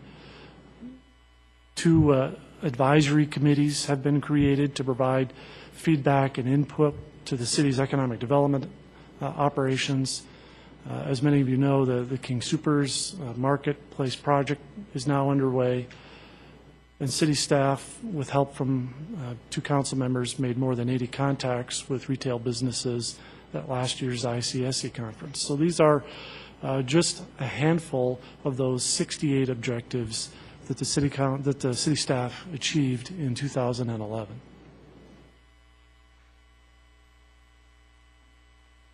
This slide begins with a second of the 4 broad visionary statements the council developed last year. And I must say, you must be having trouble reading it, because I'm having trouble reading it. Let me flip to In the circle on this slide, it indicates effectively provide services and amenities that enhance quality of life and position the city for continued growth. Again, that's a very broad statement, so related to that were a number of specific objectives the council developed on the left side. And again, on the right side are actions that city staff took throughout the year in 2011 to help achieve the goals and objectives on the left side of the slide. To achieve this goal, some of the things that occurred in 2011, city staff initiated construction of the next phase of the 104th Avenue project, which is intersection improvements at 104th and Highway 85. We've drafted a bike and pedestrian master plan that you're going to be asked to approve at a council meeting next month. The city's housing authority adopted its first ever strategic plan. We've drafted a city facility sustainability plan. As I mentioned, we completed a community opinion survey. We've started work on a fast tracks station sub-area plan, and we hosted a senior focus meeting. So again, these are just some highlights of some specific actions that city staff took in 2011 that we think helped achieve the goal and the objectives on the left side of the slide. The third council goal that was developed out of last year's council retreat was craft sustainable partnerships that benefit residents and businesses alike. We've listed the 3 objectives that council developed that relate back to that goal, some specific accomplishments of staff last year to help achieve this goal included purchasing the Mile High Greyhound Park. We've found a permanent spot for a new Boys and Girls Club. The city hosted a cultural diversity summit. The city has outlined a Citizens Academy program with the Adams 14 School District, and we've expanded the use of a police substation in the Northern Range. The last of the 4 council goals from last year's planning retreat was to create a community built upon a culture of leadership and excellence. Again, listed below the circle are specific objectives the council developed relating to that goal, and on the right side are some accomplishments of staff last year that, again, that we believe help further achieving this goal. We completed a long-range financial plan and a balanced budget without having to dip into strong reserves. We've achieved a 12% reduction in crime. The city has adopted new personnel policies. We've implemented a citywide strategic communications plan, and the City Council updated its policies. All of this was intended to help give current council members and new council members a flavor for the city's strategic planning process last year. Additional things we think council should consider entering into the retreat at the end of the month. We believe it's beneficial for council to think in broad terms about the direction of the Commerce City community. And that is to say, investing time at the retreat talking about specific city operations isn't as valuable as broad direction that City Council can provide about the overall direction of the Commerce City community. We think this year it might make some sense to consider talking about a vision over the next couple of years. Instead of thinking about this planning retreat as an effort to guide the city's efforts over the next 12 months, because the same group of 9 folks will be having a retreat in the first quarter of next year, it might be worthwhile this year to talk about thinking out ahead 24 months. There's also been talk amongst council members about having retreats more often during the year as an opportunity to check in, see how staff is progressing on its work plans to help accomplish City Council's vision, and to make any adjustments to Council's vision that might be necessary. It does seem appropriate that the Council's discussion and deliberation be at a broader policy focus, and that where appropriate, if City Council has priorities, I've mentioned and went through City Council's 4 broad goals, 16 objectives. Anytime council has some sense of what the priorities of those are, those further help staff align our operations and make sure that we present you with a budget that helps accomplish the city council's top goals.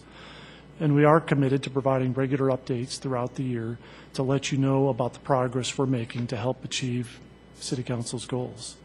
So that was intended to be a broad overview. Again, we've provided a lot more information in the packet, but we thought that might be helpful to council as you work on developing your top 5 issues that you would like to be discussed at the end of the month. We'd certainly be happy to answer any questions or provide any further clarification about the presentation. Thank you. Very helpful. Mr. Bullock, did you have anything? No, that's from the last time. Mr. McEldowney? Thanks so much for the update. I obviously, seeing it in summary form doesn't really give full credit or sense to the amount of or breadth of activity that was really discussed or addressed by staff. It's tough to sneak everything into 7 or 8 slides. It sort of tends to understate what you really accomplished in the last year. So first off, hats off for all of that work. I think second, I personally, and I know several others have made similar comment, appreciate the ever tighter planning relationship that council and staff have developed over the last several years. Bringing staff, senior staff and department heads into those planning discussions so that we can really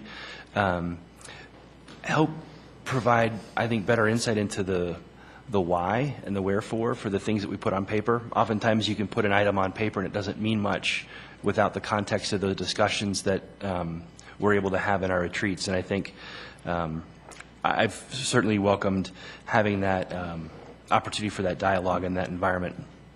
With that said, I think, on a couple points that you touched on the end of the presentation about frequency and purpose and the like, one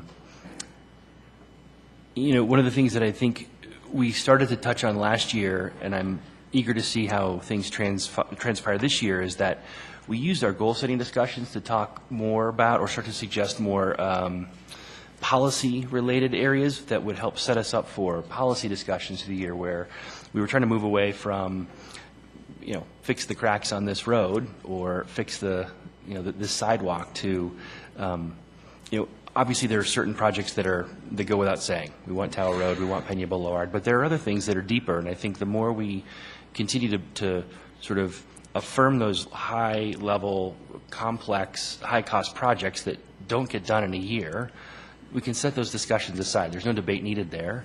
But there are other deeper concerns that we do need to continue to talk about. And I think with the tools that we have in hand from our last several years now, an economic development strategic plan that's now fully formed, a strategic transportation plan.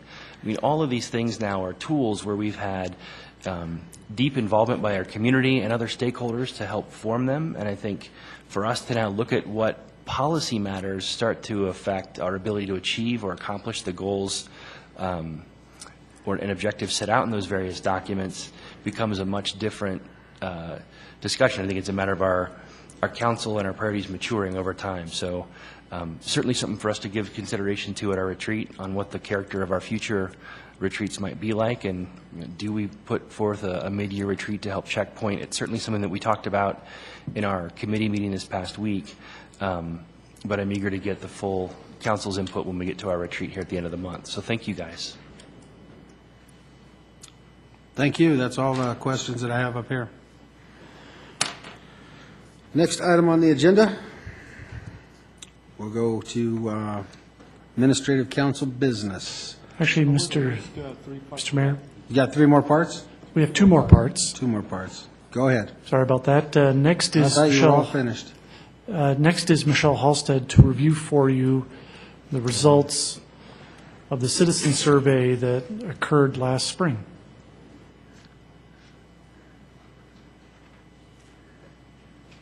Good evening, mayors and members of council. We initially shared the results of this survey in May of 2011. So again, we want to recap it so everyone is on the same page in advance of your retreat. And given that the city completed the survey last April, I still think the results are statistically valid given the tone and tenor of the questions that we had. So I think this is still good information for you to consider as you move forward. We did the survey because it was consistent with council's direction from last year, and also that the data of the resident perceptions and opinions we got was quantitative. So that was something that was used as a factor to establish the city's 2012 budget priorities and continues to be used as a resource by city staff and planning. So a little bit about the survey itself. It was conducted by Corona Insights. We had last done a citizen survey in 2008, and this was the company that had done the previous survey, so they had a knowledge of the city. This was a telephone survey that we did the first 2 weeks of April of 2011, and it was a 15-minute survey that incorporated some of the questions from 05 and 08 as well as new ones. The survey sample was about 400 individuals, and that's statistically significant. It's the equal distribution of North versus South residents, and the margin of error gives us great confidence in the results. So we have a strong survey that can accurately guide future decision making. From a demographic standpoint, this slide gives you a little bit of the perception of our survey respondents. We were nearly evenly split with those who lived above and below 96th Avenue. Most of the respondents had lived in the city for 5 to 9 years, and it was predominantly a female respondent. When we do surveys like this, you often have to set the stage, and we asked residents for their general impressions of the metro area.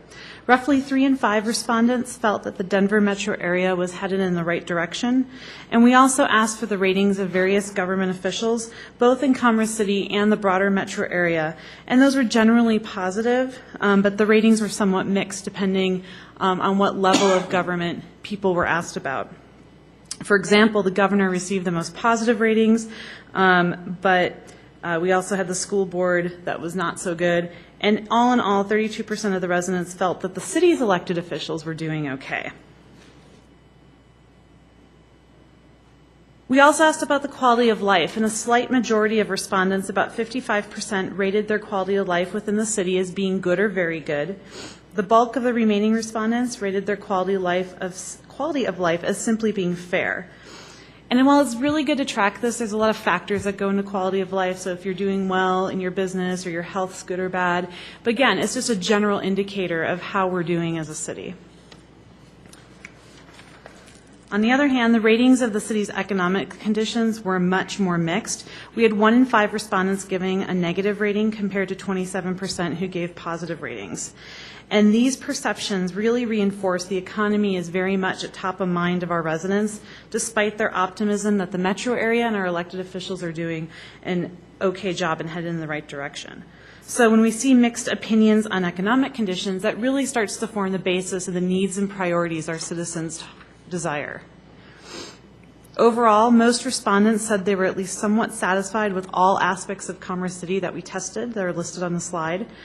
When we asked residents to rate some of the specific aspects, they tended to be more satisfied with things they knew: recreational amenities, public safety, even the knowledge of city services. But on the other hand, residents and respondents tend to have the highest level of dissatisfaction with the city's image, as well as the convenience and amount of shopping and services that are in the city. Residents also tend to have the highest level of knowledge about city activities they see regularly or impact their daily life. Overall, more than 3 in 4 respondents felt that they knew at least a little bit about the city's parks and recreation, community events, and city rules and regulations. But very few of our residents felt they knew a lot about any of the activities addressed in the survey. On the other end of the spectrum, knowledge of many other city planning activities such as public works projects, city planning and zoning, council discussions, and city management is relatively low. And we saw that this was similar no matter where you lived in the city. Most residents have a good rather than bad experience with city representatives. Roughly half, nearly 48%, said their experience was good. But again, their experiences differs notably by the region that they live in within the city. Southern residents south of 96th Avenue were roughly 3 times more likely to report a bad or very bad experience and less likely to report a positive experience. And roughly half of our residents rate the city staff as being at least good in 4 key performance areas: knowledgeable, honesty, professionalism, and customer focus. So again, this is an opportunity for improvement because most of those who don't rate city staff as good rate them as okay or don't know. So this is another avenue for us to improve on. Another thing is most residents do feel safe. Roughly 4 in 5 respondents said they feel somewhat safe in their neighborhoods at night. 2 in 5 said they feel very safe. Only 1 in 10 feel very unsafe in their neighborhood, and this also has a geographic break. Only 1 in 10 residents said they felt unsafe in the north, but 1 in 4 feel that way in the south. We next asked residents, why do you live in the city? And approximately 4 in 5 said that affordable housing was at least a minor reason for living in the city. 62% said it was a major reason. In addition to being near family and friends, liking the community, and being near a job were all at least minor reasons for over half of our respondents. On the other hand, being near convenient shopping and services, as well as the quality of schools, were only given as major reasons for a small portion of residents. So the general rankings of reasons for living in the city are very similar again between north and south of 96th Avenue. Both have the same reasons for living here, but those from the southern area of the city are more likely to have multiple strong reasons. We also asked residents an open-ended question about what they felt the most important issue was for Commerce City to address, and over a third mentioned economic issues as the most pressing single issue. Either a general need for economic development, a general need for shopping and services, or specifically a grocery store. And again, point of reference, this was taken in April of 2011, before the King Soopers Marketplace was underway. Residents were also somewhat likely to mention crime prevention, educational improvements, or general cleanup of the city as the most pressing issue. We also saw here that demographics played a role in the issue identification. Northern area residents were more likely than the southern residents to feel shopping and services were the city's most pressing issue, while as south of 96th Avenue, crime prevention, educational improvements, and general cleanup were mentioned as the most frequent issues. When we asked residents if Commerce City needed a variety of facilities and services, over half of the respondents said Commerce City needs more of each of the 10 facilities and services addressed. So everybody wants more of everything on this list. But when we asked them to prioritize, we really found that it was jobs, shopping and services other than a grocery store. So it really was about the economy. In general, we received positive neighborhood rankings. Most of the areas, residents have a good or very good rating, then bad or very bad.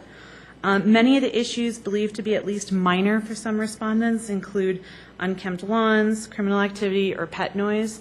Train noise is still an issue for some of our residents. That hasn't changed over the course of the surveys that we've done, although it certainly has declined as the survey continues. We also talked a lot about civic pride. Among all respondents, roughly 1 in 4 said they're very proud to say they lived in Commerce City, while additional 26% they were somewhat proud. And we then have about 32% of our residents who are neutral on that topic. On the other hand, we have 17% of residents that are at least somewhat embarrassed to live in the city. And those who responded that they were at least somewhat embarrassed were asked to explain their reasons for feeling that way. And the word cloud that you see on the screen displays some of the words that were mentioned. So the more or less frequently by size. So the bigger the words, the more often they were mentioned.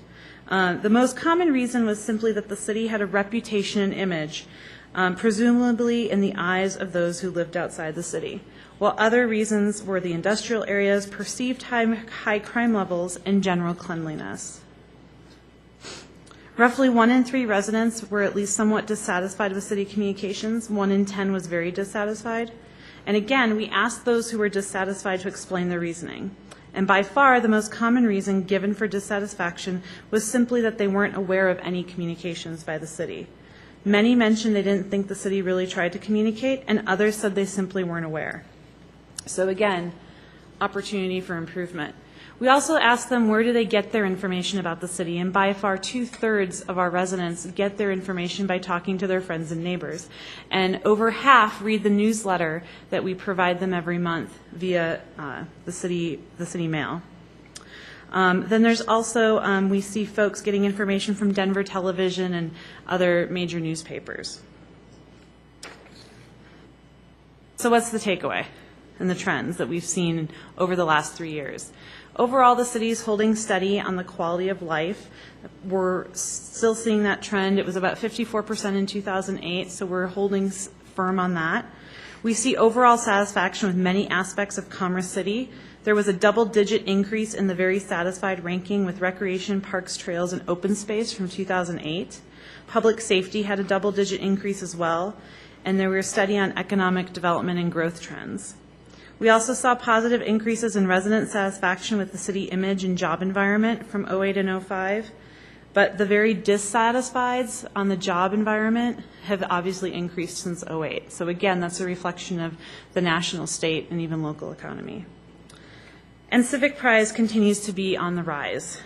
This survey, we had 49% who were proud or somewhat proud. That's a 10% increase from the 2008 survey and a 24% increase from 2005. So we're headed in the right direction. But certainly there's a lot of people who remain neutral on that, and that again provides us with a great opportunity to seek improvement. So again, there's room improvement for customer service and communications. The highest priorities for city improvements clearly involve economic development, and the economy still remains top of mind. And I would venture a gander that it's still that way today given the state of the economy. So hopefully that gives you some food for thought, and if there's any specifics, we did provide in your packet a link to the survey so you can see all of the detail, and that's also available on our website. Thank you. You're welcome. Any questions for staff at this time on this portion? Seeing none, thanks, Michelle.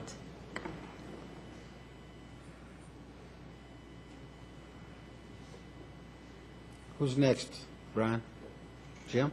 Final presentation is Jim Hayes to update the City Council on our economic development efforts.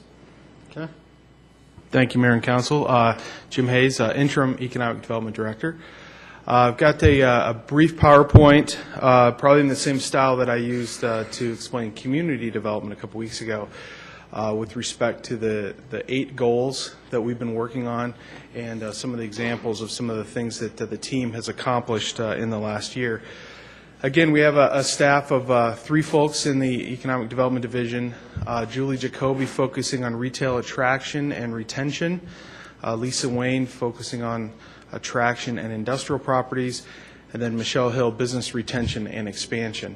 And we're all working on marketing in general in concert with Michelle and her communications department. So again, there were 4 main goals that came out of the Economic Development Strategic Plan, and these involve the targeted marketing and business development campaign. Again, these are ongoing efforts. Expand support to existing industries and entrepreneurs. Work to ensure real estate options and infrastructure appropriate to the target industries are in place, and work to ensure appropriate workforce skills are in place. And we think all of the 8 council goals that we worked on in the last year and that we'll be working on in 2012 tie into these main goals from the strategic plan. First thing was a redefining commerce campaign. Again, we developed brochures for our 5 targeted industries, which include advanced manufacturing, business and professional services, logistics and distribution, retail, hospitality and leisure, and DIA technology. We do review these brochures as needed, and we'll be updating those again in 2012. The other thing is an ongoing target industry attraction campaign. We were mailed introductory letters and brochures to some of these target industries. We're also making additional contacts with these businesses at various events. One of the things that we're really working on this year is a more targeted marketing campaign to try to build on what we learned from last year. Second is business retention and expansion, or what is called BRE. We updated our BRE program strategy based on a tiered business classification system. This is based on the number of employees, annual city tax revenues generated, impacts on the city, longevity in the city, and whether or not that business is in one of the target industries.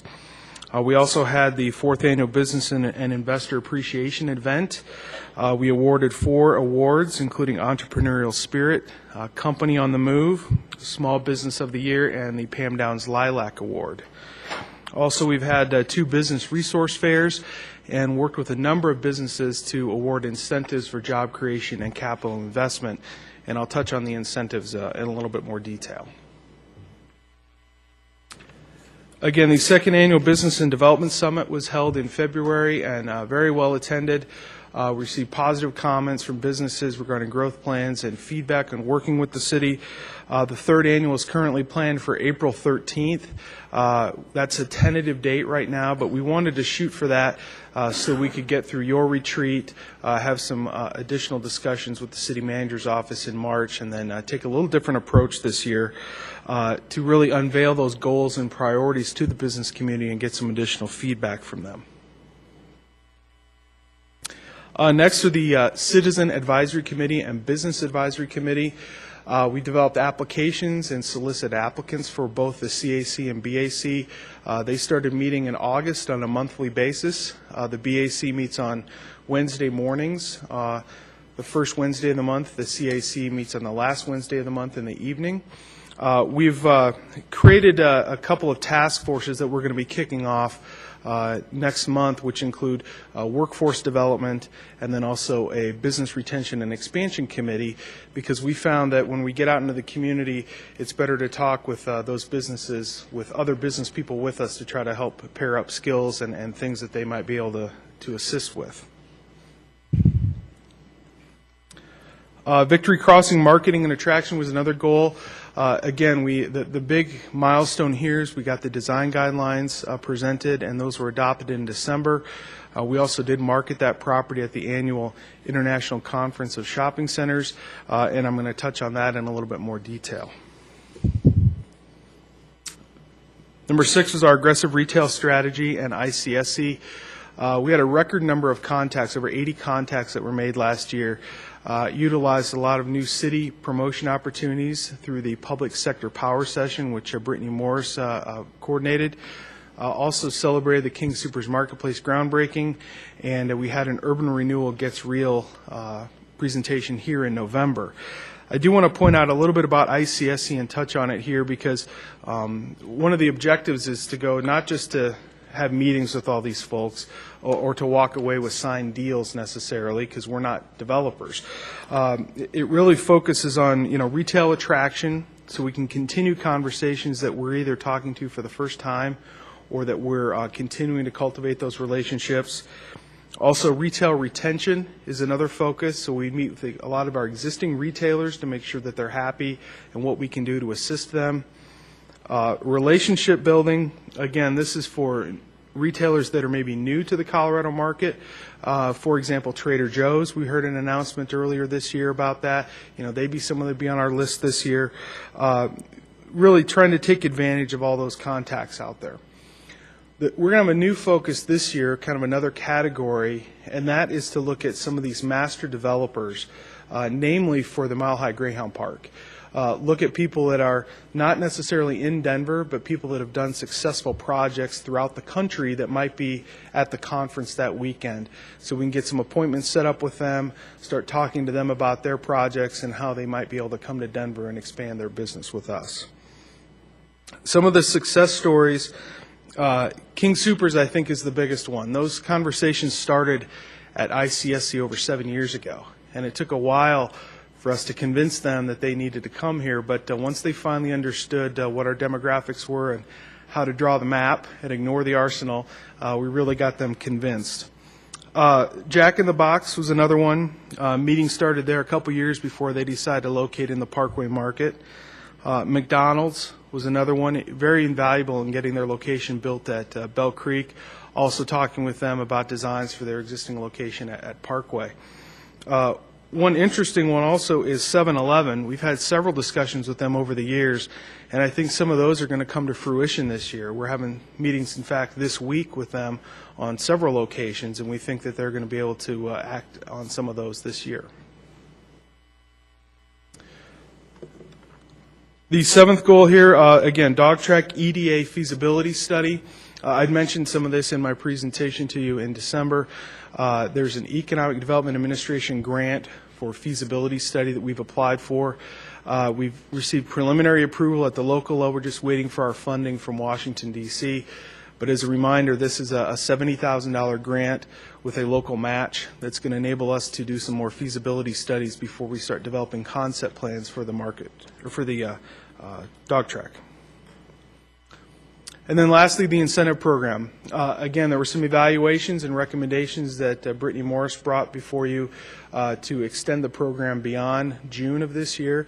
And the council did approve the extensions, and that will run all the way through next year. We did work with the BAC and the CAC on some program recommendations. And Mr. McBroom had mentioned we had more than $64 million in capital investment, 27 businesses that were benefited by this, and over 570 jobs that were created. Again, some of the companies that we've worked with included King Soopers, Precast Concepts doing an expansion, UE Compression, keeping their business here in Commerce City instead of moving it and expanding it. Power Shift does some heavy equipment work. They are doing an expansion, and then Oneida Cold Storage with additional capital investments there too. So a lot of big success stories, and again, the job creation is the key there with all that investment. That concludes my presentation. I'm open for any questions. Seeing none, thanks, Jim. Oh, Mr. McEldowney has a question. Slow on the trigger, I'm sorry. No problem. Thank you. Again, thanks for the update. It's good to, again, just have a run-through of these as a reminder of where we've been in the year to this point. In advance of our retreat, our committee had met on, was that Wednesday night? Thursday night. And mentioned to Ms. Draker that we'd like to try and get maybe a more in-depth review of the Economic Development Strategic Plan. For folks who hadn't seen it, I just recall in the back of that plan, and I need to pull it out myself and give it another run-through. But we had essentially areas, almost essentially actions, as in an action plan format. And I think it'd be helpful for us to look at those just in context of where we are, what of those we've accomplished, just as a reminder, and then determine in what way they need to inform or influence our decisions for how we set our priorities for the coming 2 or 3 years. So I don't know if other council members have any insight or interest in that, but it seemed like a shame that we not go back to the work that was done to draw on that to inspire us. Absolutely. And Mr. Aker brought that up to me on Friday, and we'll be prepared to do that. Excellent. Thank you. Mr. Bullock. Mr. Hayes, do you know what the dates of the ICSC this year are? Yes. May 20th through the 23rd. Thank you. It's a Sunday through Wednesday, I believe.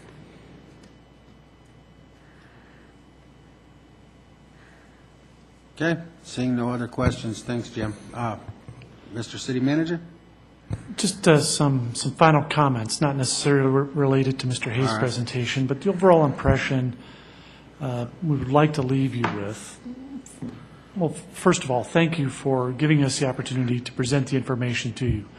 There's a lot here that we've provided. We hope it's helpful to you leading into the retreat. But the overall impression we would like to leave you with is a lot of great work has been done over the past year. I think city staff has gotten a great deal accomplished, but it's all at council's direction. Council sets that vision, and we take that and develop our work plans to help achieve council's goals. We are your staff. Our job is to meet and exceed your expectations, and the process works. The city council retreat and the goal-setting process works because it finds its way into the daily activities of your staff. So we're very proud of that. We want to continually demonstrate that the work we do is at your direction. And that's why City Council deserves credit for all of the things that we listed tonight.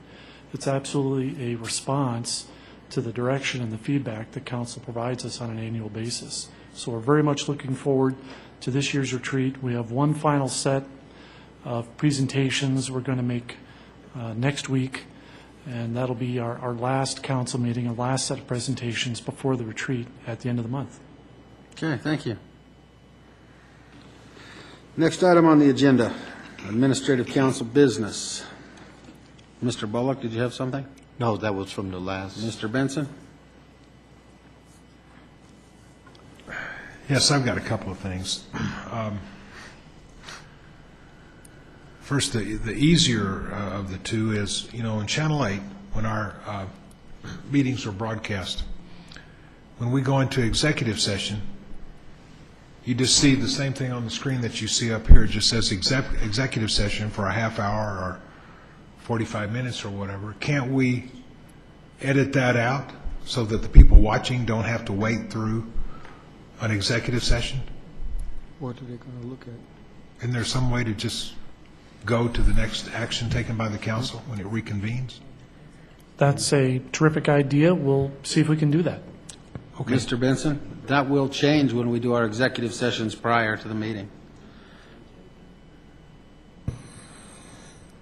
Well, that's good. Yeah, that's good. So Right? it won't So start that until the will change 6:30 it. part of the meeting. That's Right, good. so exactly. So So I that'll just that'll thought, take care of it. Why should people watching on TV have to sit here and wait a half an hour and just Yeah. watch executive session up on the screen? That's just one more benefit to doing them prior. Right. Okay? I think so. And we've talked about that before. I don't know why we haven't done it before. But, well, anyway, that's good that we're going to change to that. Also, we have this Oil and Gas Land Use Review Committee that we've been meeting for the last month. And we have some specific goals that we set for that committee. And I guess one or two of them were to determine if and what changes to the city's land use development code are needed, provide a written recommendation to the city council. And the meeting that we had on Wednesday night was supposed to be a 2-hour meeting. It lasted almost 4 hours. And it just seemed like it was one argument after another, and there was not a focus on trying to develop some regulations or rules that we can work out and get the industry people to agree to. I just think that maybe some of the people on that committee have lost that focus, or maybe they never had that focus, but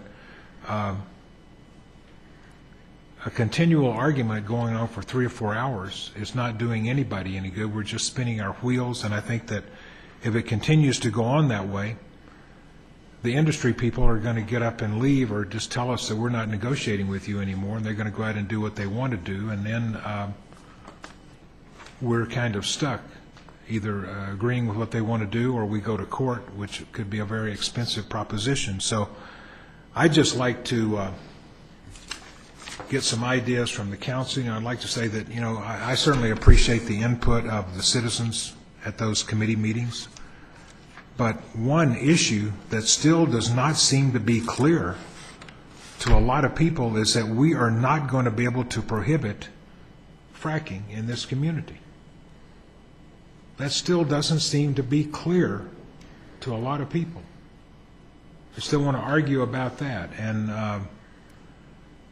I don't know. My only advice to those people is to go out and get your own attorney and get an opinion from your own attorney. If you don't believe our attorney, if you don't believe experts in the field that have given their presentation back on January the 10th, that's not the subject of these meetings and should not be. It's a done deal. What we're trying to do is to work out an agreement, an MOU, with the industry people that's going to extend beyond the boundaries of Commerce City into adjacent areas that are just in the county, which is something that we could never achieve with our own moratorium. There seemed to be some argument about what a moratorium was, and I don't know what that was. Well, a moratorium that some people want is to just stop any kind of development of this nature altogether. And as we've said, that's not going to happen. I want to reiterate that this city is committed to protecting the health and safety and welfare of our residents. And to that end, we're committed to developing responsible rules and regulations. And that's the purpose. And I brought this up a couple of times in the meeting on Wednesday. We're getting off track. The purpose of these meetings is to work on rules and regulations that we're all going to be able to live with. Maybe we don't agree with all of them, maybe the industry doesn't agree with all of them, but that's compromise, and that's how deals get worked out. But we've got to get back on track on this committee, or we're going to lose them, and that would not be a good thing. We want to see an updated and a strengthened land use development code as it relates to oil and gas development, addressing existing well sites as well as the fencing, lighting, traffic control, how they're going to impact fees, whatever. We have the right to control that. I think I even asked the question on January the 10th, do we have the right to say, you're going to give us the composition of your fracking fluid a lot sooner than 60 days? And I believe the answer to that was yes, we can legislate that. And so I think that ought to be part of what we're getting into, because that's something that I never have understood. But we continue to get into an argument where a question will be asked, and it'll be answered, and then it's like, well, why? And then there'll be a further answer, and then why? It's like, why, Daddy, why? And you've ever had kids, 5 or 6 years old? It's always why. You never get to the end of it. And that's why this thing went on for about 4 hours the other night, and we really didn't accomplish anything. And we all want to accomplish something within. This is a committee that we set up, this council created and put into existence. We can change how the committee operates. We can eliminate it altogether and let the staff work with the industry. But we chose to let our citizens have input into it. And if it continues to go the way it's going, and that's why on January the 10th, some people complained that we didn't pass a microphone around to have questions asked. And we got out of there in 2 hours, and everybody got a lot of information. And I think if we had passed a microphone around, we'd have been in there for 4 hours, and it would have resulted in a big argument.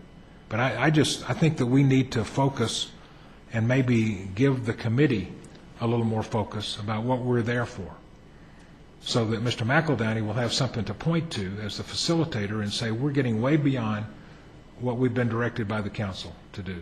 Let's get back on track. And sometimes you just have to shut people up if they're going way off the track. And I don't know, unless you can point to something and say, this is how far you're off the track, it's kind of hard to say that to people. Don't talk about that anymore, because that's not what we're talking about at this meeting. So we want to work with our citizens collaboratively to work out these rules and regs. And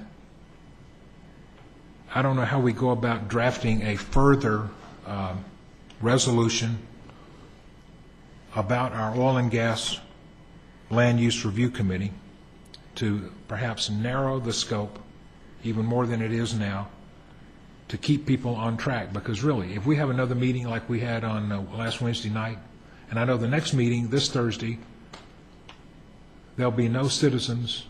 Is that no industry? This is the citizens. No, I'm sorry? This is citizens meeting.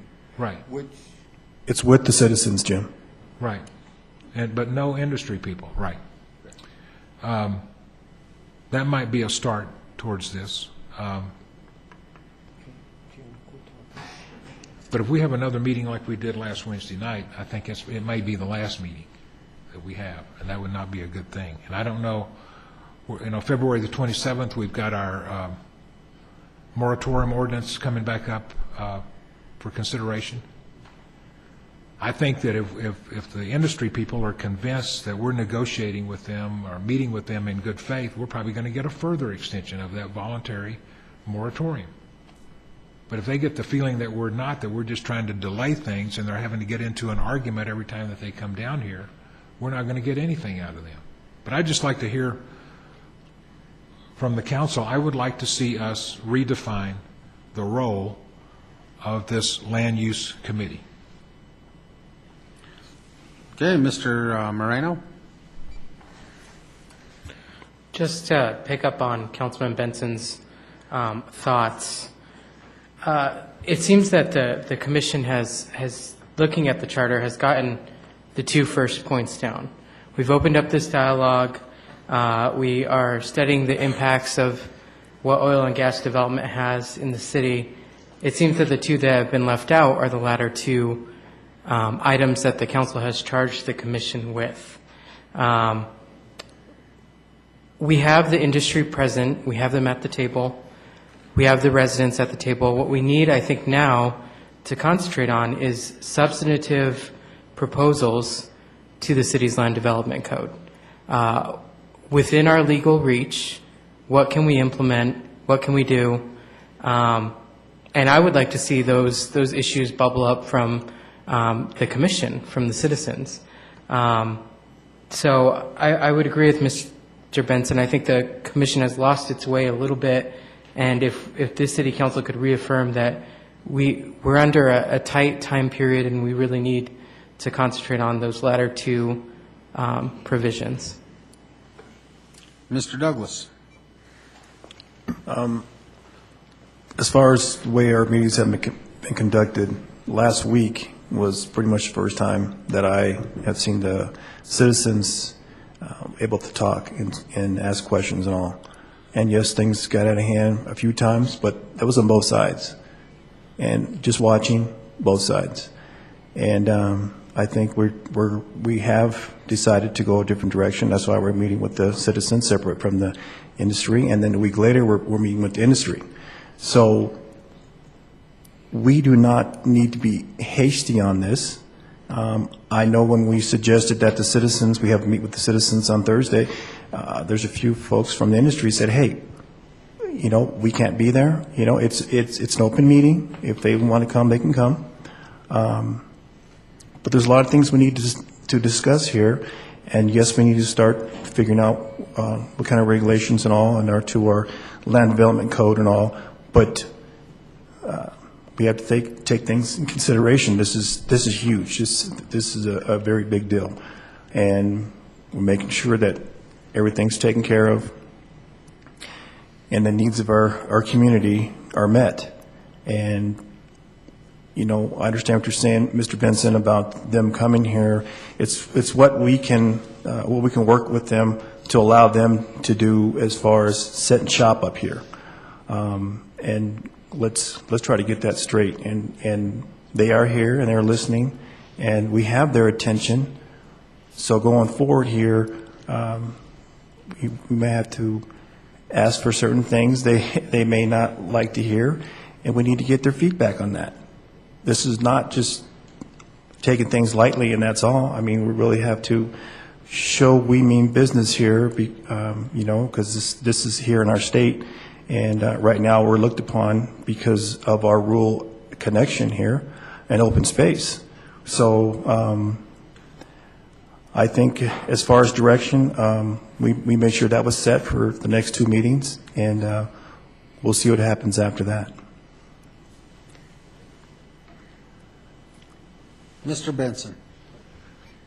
Well, I didn't mean to say that it was only the citizens that got beyond the scope. I think that there was the two sides kind of fed each other, and that's how the discussions got beyond the scope of what we're trying to accomplish. But I do think that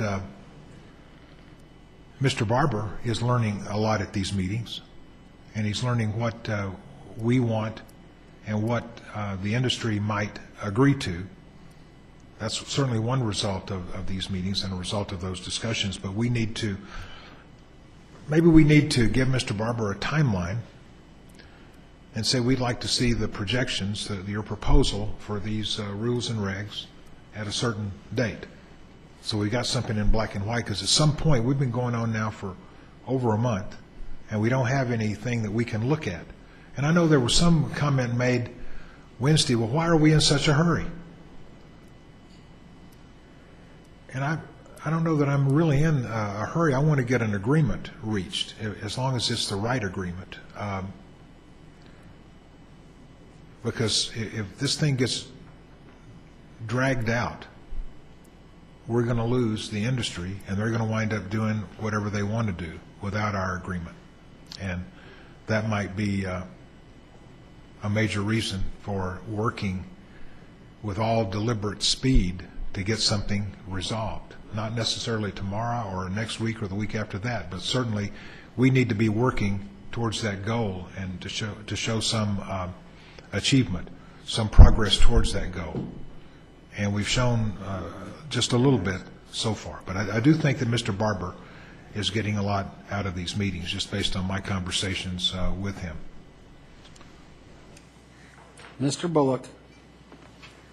Yeah, I thoroughly agree with you, with everybody that spoke so far. And when we set up this committee and chartered the residents and went into healthy and we thought fruitful conversation with the industry, we had a defined charter and defined roles. And some of the rules that we had was refrain from undermining the group's recommendation and reports. And we're working towards negotiation. We aren't working towards a line in the sand. And I heard the same thing last week. Why are we hurrying? If we had moved any slower last week, we'd have been going backwards because there was nothing but discord. The main rule when it says members of the committee will participate in the process in good faith. And I feel that all the members that are on the board, if we aren't going to participate in good faith, leave your anger at home. You know, I mean, I can understand that somebody actually asked a facilitator last week to give up his job, and I'm thinking to myself, you know, we chartered the citizens of this committee. They did not charter us, and we, you know, that was that request was totally uncalled for. And I mean, it wasn't only insulting to the facilitator, it was insulting to the council members on the group. You know, when you try to bring tasks back on subject and you have people that don't want the task to be on subject, all there's going to be is discord. But you don't get rid of your facilitator because you're disagreeing. What you do is you just take a step back and you let the facilitator do exactly what he's supposed to do, is facilitate the meeting. Now, we're going to have a meeting this Thursday from 7 to 9 with just the citizens. And I think we need to redefine the roles of council and citizens, because I think somewhere in this exchange, they've lost their way. I know I'm still on council, and I know that we were the ones that chose the members of the citizens group. So I would think that they would take a step back and say to themselves, wait a minute, we were chosen by them. We don't just come up and tell them what we want and which direction they're going to go in. We're working towards a direction of negotiations. And if we don't have everybody working in that same direction, I'm going to ask some of them people to leave the group. You know, and I hope they aren't offended, but they will understand that it's in the group's best interest. Thank you. Mr. McEldowney? Certainly appreciate the comments. I've led a lot of meetings in my time, and I have not left a meeting as frustrated as I think I did last Wednesday, or felt as if we had I think somebody mentioned moved backwards. You know, we set out a very clear charter and rules of the road, if you will, for this committee, and Mr. Bullock cited some of those just a moment ago. And again, I think chief among them was council needed to study the subject, assemble perspectives from our community, from the oil and gas industry, from the environmental experts out there, from other stakeholders in our community like the Rocky Mountain Arsenal National Wildlife Refuge, Tri-County Health, our water department, et cetera. And in collecting those inputs, reflect on them, and in partnership with our attorney, our city attorney, and our hired attorney, the oil and gas expert, assemble a set of recommendations, as we heard set out by a couple of the comments earlier. We have struggled, I think, to get folks back on that point, and as Mr. Benson put out, set aside this obsession with the fact that we're somehow, through our committee, going to put a stop to oil and gas in our community. That will not happen as an outcome of our community, or of our committee. What will happen if we continue in the order that we, or the manner that we are, is that we will lose the opportunity to have good faith negotiations with industry. I think we will find ourselves frustrated at the limitations that are going to be imposed on us if we don't get our ducks in a row and take the information that is being provided to us and reflect on it. You know, we actually had a request from membership of our committee, would be 3 weeks ago now, to cancel the meeting 2 weeks ago because there was so much in the way of outstanding response from the industry. And so the agreement was to set that aside and allow industry a chance to, and not just industry, I should be clear, that included Colorado Oil and Gas Conservation Commission, the Refuge, Tri-County, to respond to questions and dedicate the entire meeting last week to review of those questions so that we could raise any additional questions that needed clarification, further perspective, et cetera, so that we could get down to business and actually use those inputs in reflection of our existing land development code and try and put forth those recommendations. In fact, 3 or 4 weeks ago now, I had solicited the entire committee for ideas on how they thought it would make the most sense to progress the discussions to get to this outcome. I got exactly one response from membership of the committee, so I put forward a proposed agenda or set of agendas that would have had us essentially approach the land development code recommendations in sort of a building block approach, looking at each of the process steps, if you will, that oil and gas activities would take, starting with the permitting process and the notification processes, moving through actual initial drilling and site prep, so that we could look at each of those and identify environmental impacts, setback concerns, noise concerns, traffic concerns, where we had, and on an item-by-item basis, understand exactly and explicitly where we have control and where we do not, so that we could come back with a package of recommendations. And frustratingly, watching the meeting last week and trying to rein it in, it did become, it seemed to me as if there were folks who just didn't want the outcome that we have been chartered by council to deliver to happen. And so I'm certainly eager to get council's feedback on what you'd like to see of the committee. As Mr. Benson suggested, we do have a meeting this week that will not include our industry representatives or the State Oil and Gas Commission or the Refuge or Tri-County. It will be staff, it will be the council designates to the committee, and our citizen designates. My hope is that we can regain some ground and get ourselves back on track with assembling the recommendations. I know that in the background, Mr. Barber and staff have been working aggressively to analyze any number of model ordinances that other communities have put forth to compare and contrast those to our ordinances, or our land development code rather. But unless we can get sort of over the hump, it's difficult to roll up the sleeves and have a sane and constructive discussion on those things so that we can come back with a recommendation. So I certainly welcome the comments and the ideas from council. Mr. Moreno. I certainly understand the comments about the rush of this issue. The urgency is that we have all sides at the table. And we have oil and gas industry representatives willing to make, I think, some concessions on this front, and willing to, in good faith, negotiate with Commerce City and its residents to minimize the impacts that fracking has on our community.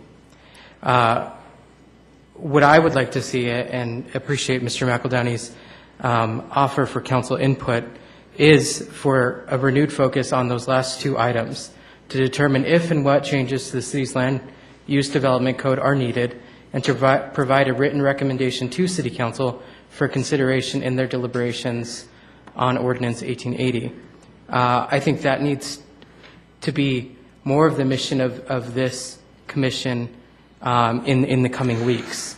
And I would rely on our council representatives to articulate that message to the citizens, given the exclusive nature of the upcoming meeting. It'll just be staff, it'll just be council, it'll just be citizens. And I think we need to have a frank conversation about the direction this commission needs to go. This council charged the commission with the task, and it needs to deliver. Whether that needs to be articulated in a motion, I'm willing to make, but I would hope that our council representatives would deliver that direction. Thank you, Mr. Moreno. Mr. Benson? Well, I would move that we give Mr. McEldowney the authority to make it very clear at all future meetings that here is our agenda, here is our goal. If there's any deviation from it, we're not going to tolerate that. And if need be, we're going to remove you from this committee. But give Mr. McEldowney the authority to do that as the facilitator, to keep the discussion on point. Okay, Mr. Douglas? You know, I don't think we need to go that step of removing people. People here, I think right now, this upcoming meeting with the citizens and the staff and the representatives for the from the city council representatives, we don't need to go that length to remove people. We're dealing with adults here, and they're going to understand. They're going to get their meeting here this week, and let's see how that goes. I think you guys are going to be happy to talk with them. So let's see how that goes before we decide to say we're going to remove people, okay? Thanks. Mr. Moreno? My way is a little nicer, so I'd hope the council chooses my way. Mr. Bullock? I agree totally with Mr. Moreno. If we bring forth and tell them to complete what their charge was, and it says right up here, determine if and what changes to the city land use development code are needed, and provide written recommendations to City Council for consideration in their deliberance on Ordinance 1880. I think that it is no need to remove anybody from from the committee. If anybody removes themselves from the committee, it'll be of their own doing. It won't be of us doing it. But those, I do totally agree with Mr. Moreno that it's time for them to bring forth their recommendations, because this was a 4-week charge, and we're about 6 or 7 weeks into it now. And I think after our meeting this week, they can bring forth their recommendations. I wouldn't disagree with what I've been hearing tonight. Mr. Moreno, I think you have a good suggestion. The whole intention of this Land Use Development Review Committee was to help improve our ability to protect our residents from the industry to the best of our ability with the legal bounds that are upon us, because it is a state-regulated industry. So therefore, with the industry at the table, expecting some type of negotiation for what we can try to get for our residents, I would hate to see them be away from the table and us not get anything. So with that being said, I would ask Mr. McEldowney if he feels that he can focus the structure on getting some input to go towards that memorandum of understanding so that we can help to protect our residents, because I worry that if this thing drags on while they're here at the table, that we may lose the opportunity to protect the residents to the best of our ability while we have them in a negotiating stance.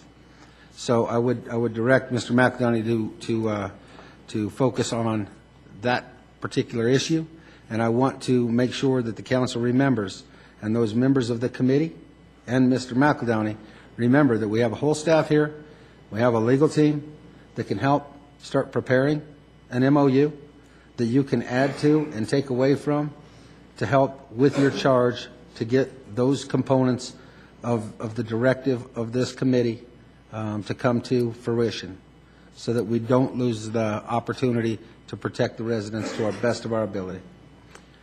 Mr. Attorney, you have something to say? I think you said it well. I was going to buttress what has been said by members of the council. The point is that you have a responsibility to try to protect the best interests of the citizens. And the way to do that is to try and work through this process with, if necessary, a memorandum of understanding agreement, or with amendments to the Land Development Code, which is probably both ways of handling this. But the worst thing we can do, we, the city, the worst that we could do would be to take such a stance that we no longer have anybody to discuss these issues with, because the industry and Colorado Oil and Gas Commission walk away from the table, and we're left with the city representatives and the citizens talking to each other. Well, we're not going to accomplish anything by just sitting there talking to each other. We need them at the table to reach some kinds of conclusion. And that brings up the next point.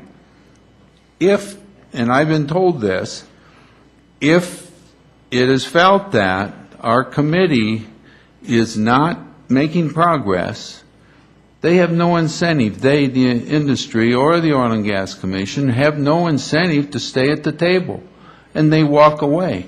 Well, if they don't come to our meetings, our moratorium date comes up, what are we going to do? The goal is to give them assurance that we are working, making progress, and then when this moratorium comes up on the 27th, hopefully we can get a voluntary extension of the moratorium so we don't end up in court, which means that then they will walk away, and we're trying to get a judge to agree with our position in creating a moratorium, and then at that point we've lost any further opportunity to reach any agreements with the Oil and Gas Commission. That's the way I see it. I think you have said it well, and what the mayor has just said really was basically what I was about to say. With that being said, Mr. McEldowney, would you like the staff to start to help create something to be able to help you facilitate the need to come forward with some? I've already started the brainstorming with Mr. Aker, Okay. and we, if folks will recall, actually, we had some discussions in our executive session when we gave some feedback to Mr. Barber, and I know he's been acting on that feedback. And he is moving ahead to draft something for the committee. I talked to him today. In effect, what we have are the current regs in Commerce City.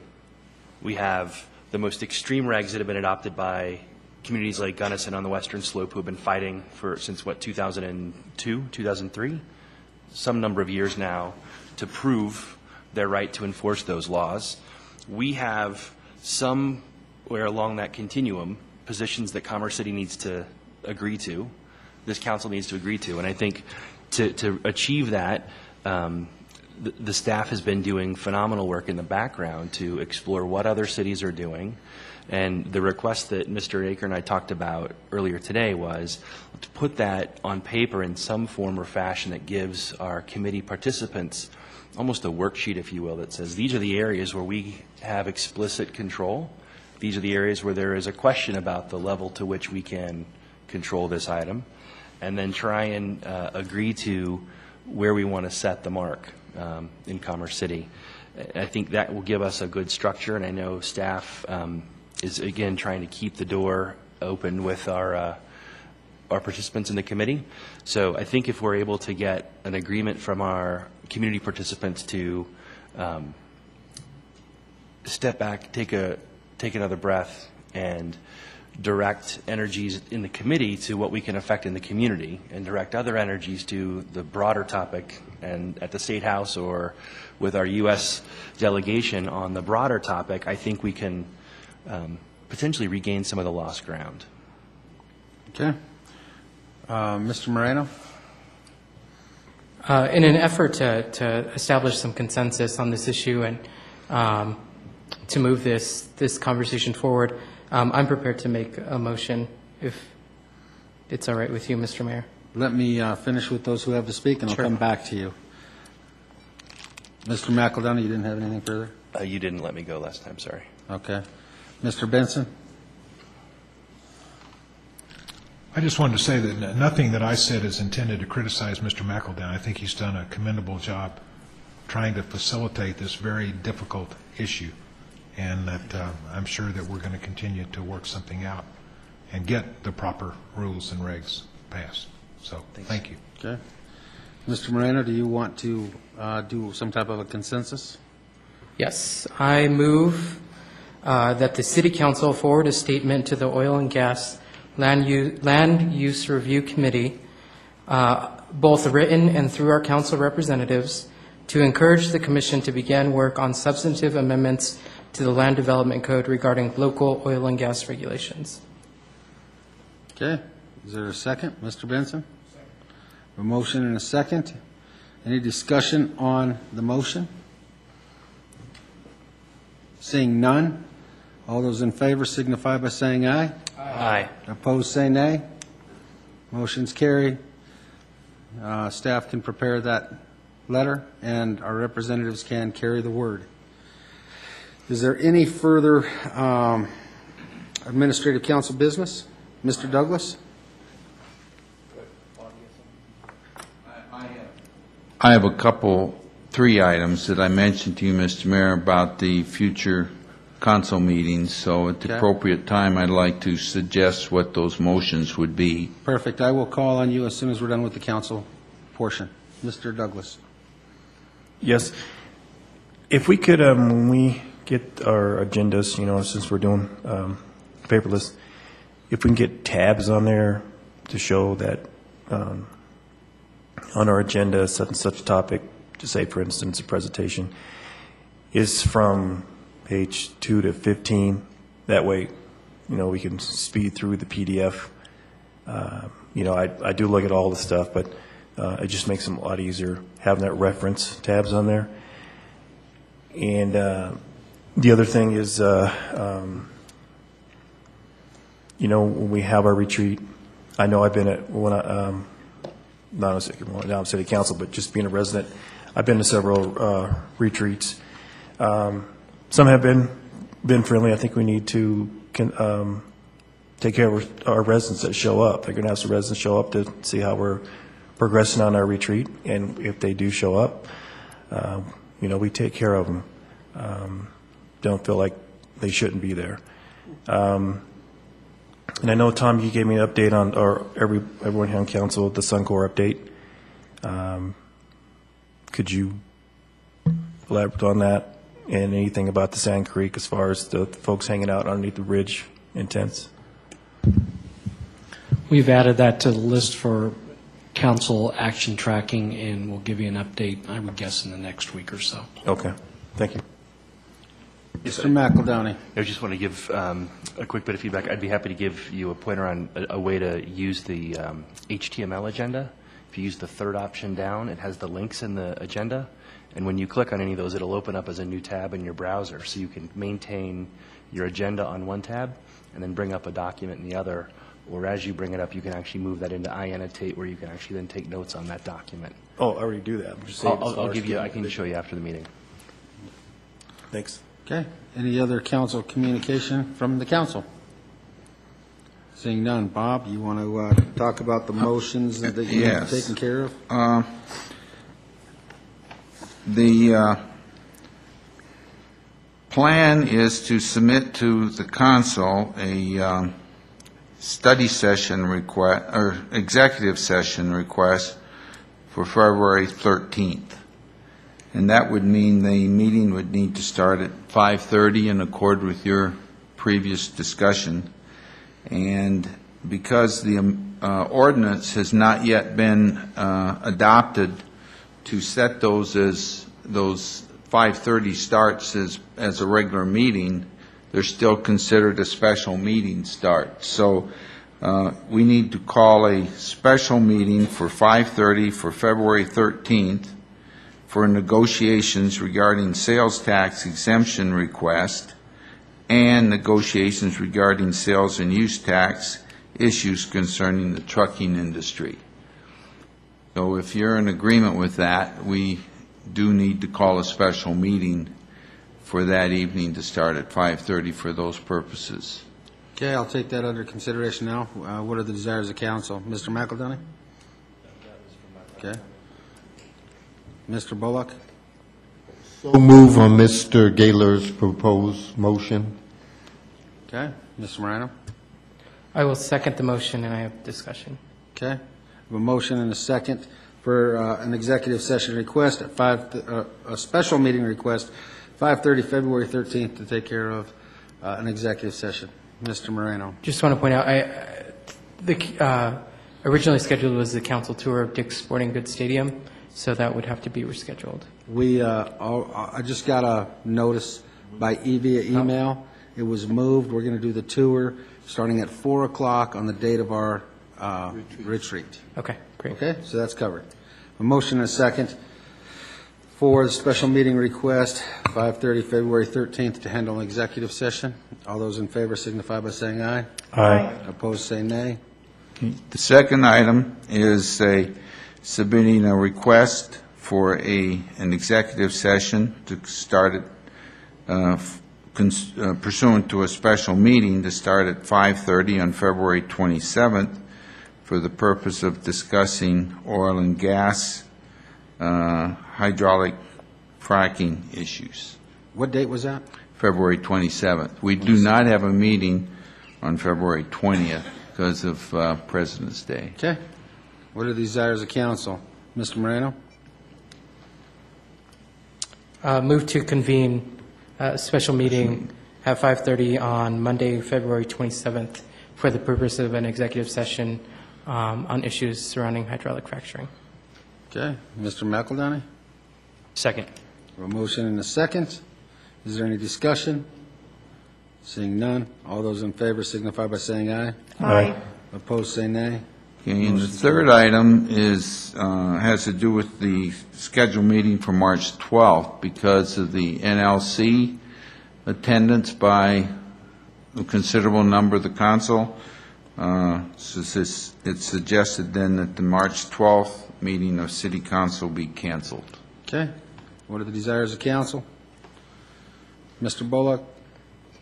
Move to cancel the March 12th meeting of City Council. Okay. Mr. Moreno? Second the motion. A motion and a second to cancel the March 12th meeting due to the NLC conference in Washington, D.C. Is there any discussion? Seeing none, all those in favor signify by saying aye. Aye. Opposed, say nay. Motion's carried. That's all you have? Okay. Is there any other council business? Seeing none, we'll go to reports. I'll go to City Manager first. Thank you, Mr. Mayor. Two brief items. First and foremost, as you all know, we had a fairly significant snowstorm last Friday. One of the best parts about my interim job is the opportunity to interact with a lot of city staff, and especially to thank folks for their service to our community. And I had lots of opportunities to do that on Friday. Great examples of outstanding public service throughout the organization. First and foremost, those that are out operating plow trucks, keeping streets clear so the public can move about, but also other city employees who made it through the storm to man their stations and continue to provide city services on that day. So I was extremely proud of our folks. I heard somewhere some saying that adversity builds character. It seems like it reveals character. And what I noticed on Friday is a lot of city employees with tremendous character and passion for serving the community. So many thanks to all who provided such great service on Friday during that nasty weather. So that was the first thing I wanted to mention. Secondly, we've emailed out to you our weekly update that includes follow-up on council action items. So please take a look at those updates and contact us with any questions. There's also this week's fracking update. And then thirdly, Mizraim Cordero has provided this week's legislative update. So rather than go through those in detail, I'll simply ask you to take a look at those updates and contact us with any questions. Thank you. Thank you. Mr. Attorney. Just one item. The prior city council had requested that my office provide a quarterly report of activities that take place in the city attorney's office. And so in the way of information for all the city council, I'll be submitting that report to you within the next couple of days. What it entails is how many legal opinions, how many contracts, how many court appearances, that kind of thing, just to give you an idea of what kind of activity is taking place in the city attorney's office. And also with that report, it's been requested that we, the city attorney's office, provide a summary of the pending litigation, how many court cases we have pending. We have 3 court cases pending, and my report will contain a summary of those 3 court cases that are pending litigation now. They are in court, and they're awaiting trial. But so when you get that, I just wanted to let you know that has been a request of the prior city council, and I'm continuing that practice unless there's some other thinking of this city council that I should not. But my report will go out in the next 3 days. Okay. Mr. McEldowney, your lights on? Yep. I just want to say, personally, I've really welcomed those reports. It's a great tool for us, I think, to get some insight into the activity of your office. I think it's all too easy to see you on Monday night and your staff at the other functions that they help support us at, and not get a true appreciation for just how much activity passes through the city attorney's office. When you think about the number of items that require legal attention, the number of agreements that are being signed between the city and vendors, or you name it, you guys are there to provide that support and that advice. And so I think it's just a great reminder for us periodically to stop and see that and say thanks. So I look forward to the update, and thank you and your team for the service. Okay. Now I'll do my report. We're going to try this again with the count covering everybody's stuff. I know I didn't receive any information on council reports this week, so I'll just do the ones that I know of, and then I'll ask the council if they have anything to add. First, I would like to mention that we, several of the council members, toured the Boys and Girls Club in Brighton. I want to thank Dick Hodge for setting that up, and it was more than what I had expected. I was really impressed with the programs that they offer and with the oversight and the people that they have there. With that being said, I did bring back a couple of extra packets from the Boys and Girls Club for any of the council members who were unable to attend. They could have those. And if you get the opportunity, please contact Dick Hodge and go down for yourself and take a tour. I was amazed at the pieces that they had in place. They have a tutoring, several hours of tutoring opportunity. They have a computer lab. They have sports programs that they put together, teams that participate against other teams. They have their cafeteria area that provides food to the kids that participate. They said they never have any fights. They don't condone that kind of stuff, and if the kids aren't doing good in school, that they use the membership piece against the kids from being able to utilize the facility unless they do well in school. And it was totally a different experience than what I had expected. So they put on dances for the teenagers on Friday nights. They They really have a good program going, and I was impressed and very thankful to have the opportunity to tour the facility, as well as did many members of our council. Also, many of us attended the District 27J Board and Brighton City Council dinner that was put together. The three entities, Commerce City, City of Brighton City Council, and District 27J. We are scheduled to host the next meeting, which is quarterly, and we'll host it here.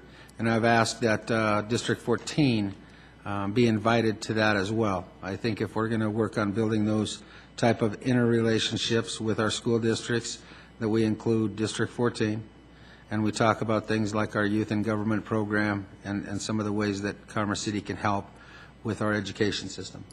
So we will be the host in April, I believe it is. Also wanted to mention that on my way to council this evening, I got a call from one of our county commissioners who is preparing a letter that will come forward in support to Mr. Hancock's office, supporting our on-ramp going in on Tower and Pena, which I think is a real big help to get the county behind our request to Mr. Hancock to get that on-ramp put into place. I wanted to, also area boards. I attended the area boards meeting and spoke on behalf of the city as to what we're currently doing, and then we had updates from all the other entities that participate in the area boards. I want to thank the Public Works Department and the Parks Department for all their efforts on the snowstorm. I was really surprised I did not receive one call from citizens on concerns with roadways as far as the plowing issues. So I was impressed, and I know they go out and they work long nights, long days, and they do their best to keep our city safe. With that being said, I want to mention that I did receive a letter from an employee as on the day of the snowstorm, I had requested to the city manager to allow our staff, the non-essential staff, that would be the ones that aren't driving plows or driving police cars or those kind of things. And they were frustrated because I had asked the city manager to allow a late start time for our employees, our non-essential employees, to come in 2 hours late and to go home 2 hours early, so as they could avoid the traffic issues and have more time to be safe to be able to get to the city. However, I was informed that there were other cities and counties, including the Water District, that closed the offices for the day, and that they shouldn't have been required to come in to work with the conditions the way they were. As a mayor, I have some concerns because we have people out there driving plows and things of that nature that otherwise wouldn't get that day off. So I would ask our staff, through emergency preparedness or whoever you want to work with, to put together some kind of a program when it is a major event that does affect the safety of our employees coming to work on an event of that nature. And maybe it wasn't that event, maybe it's an event that's bigger, but that would somehow offset or compensate the people who are essential employees to drive those plows and those police cars who otherwise would not have that day off, whether it be with comp time, whether it be with overtime, or what have you, so that when that kind of a decision has to be made by our city manager, that he could close the office of the city for that day. But I don't think it would be fair to not compensate those who have to work because of their duties. So trying to take into consideration the letter I received from an employee, I think we're really trying to go above and beyond by allowing extra time to come to work. And if we have an event of the nature where we need to close the city, I would like to have some kind of policy in place to offset the other essential employees not having given the opportunity. So if staff could look into that and come up with some kind of a emergency preparedness plan for major events that the city may have to be closed for non-essential employees, that there's some kind of a trade-off to the essential employees so that we're fair to all of our employees. That way I can help address the employee that wrote me the letter and address the unfairness that it would be to the essential employees for having to work the day that the city was closed. With that being said, I think that's all of my report. Is there any council members who would like to add anything? Mr. McEldowney? Just a reminder that Friday is the daddy-daughter dance, so if you have not picked up tickets and got your dinner plans with your young lady set, then make sure you do so. Great, thank you. Mr. Douglas? Just want to say that I attended the Adams Women's Association Valentine's Tea, and the turnout was great. This year, recipient was a male and not a female. I guess in the past, there had been another male receiving their scholarship, so that was a very good event to attend. And then as far as the snow, there's people that called me and concerned about some things, so I'd like to come down and talk to you about that. Not a real big issue, but just like come down and see and talk with you, Brian, about this. I appreciate that. Thanks. Mr. Benson? I have no report. Thanks, Mr. Benson. I got it. Mr. Moreno? Two quick, very brief items. That was a great tea. I think Councilman Douglas and I were two of the only Y chromosomes in the room, but it was a great time nonetheless. And then also stood in for the mayor at the Business and Professionals meeting, and a lot of the businesses were excited to hear that, you know, I said under your leadership, and I think the direction of this council, we really have a renewed focus on retention and helping our local businesses expand, and they're excited to hear that. So that's all I have. Good, and thank you for standing in there for me. Mr. Teeter? Not used to this. Just the roads, I thought also were great for the city. Did a great job keeping the roads clear. I did have a couple calls on Olive. I know they did go down there 3 different times, but as soon as I gave Greg Clemens a call, within 5 minutes I had a truck back on that street. So great for the plowing staff. Thank you, Mr. Teeter. Seeing no other reports, we are adjourned. Mr. Hayes, can I talk to you for a minute before you leave?